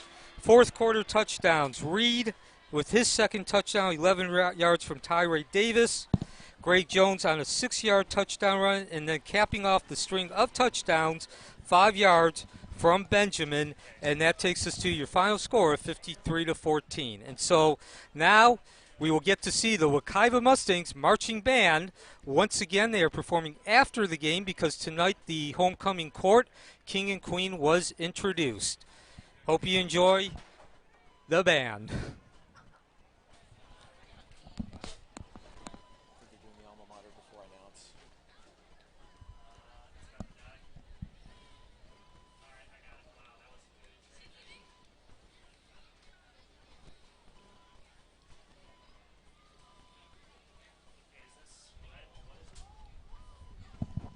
Sorry?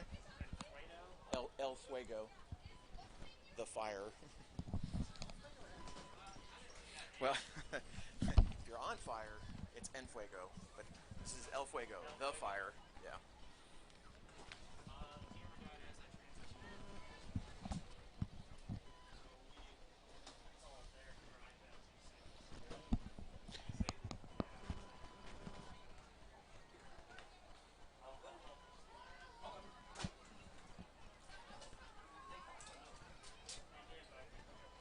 Just to do it when I'm ready? Yeah, this goes up to about a quarter. A quarter, okay. That way you don't have to stand there with your finger on the button.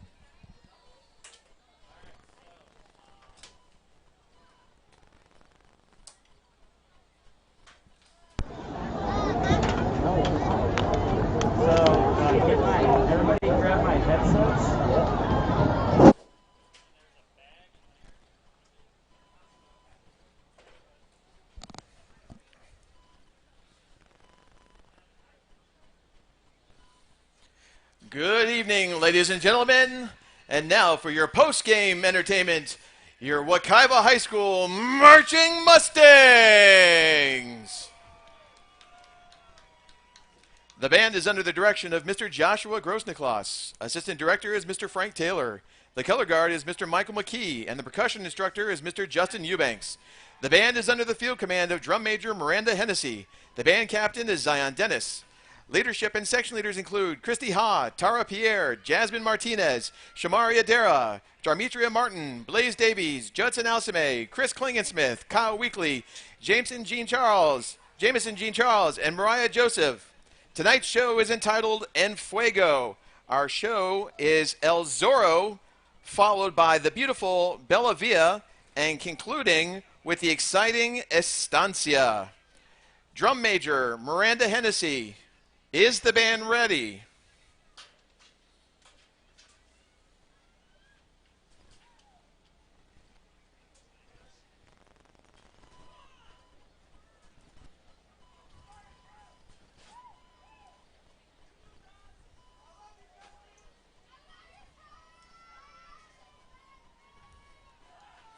You may now begin your post-game performance.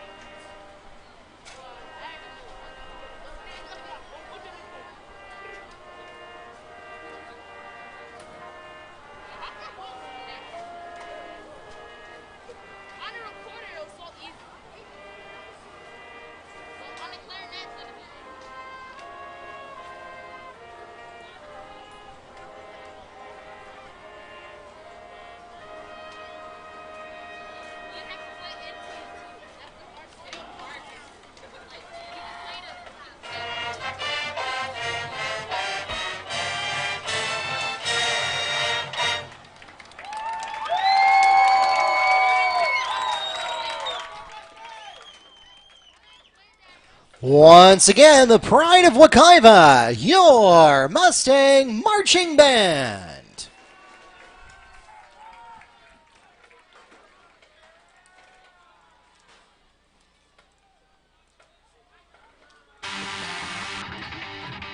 We'd like to thank everyone for coming out tonight to support your Mustang and Bolt athletes, as well as your Mustang Marching Band. Special thanks to the Wekiva High School Air Force Junior Reserve Officer Training Corps and our Mustang Marching Band for their participation in tonight's festivities. Once again, congratulations to your 2021 Homecoming King and Queen, Alaysia Davis and Tara Pierre.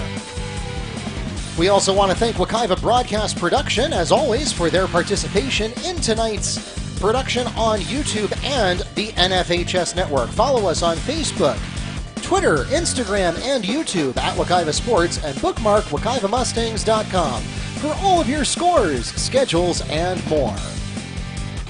Your next chance to catch Wekiva in action is coming up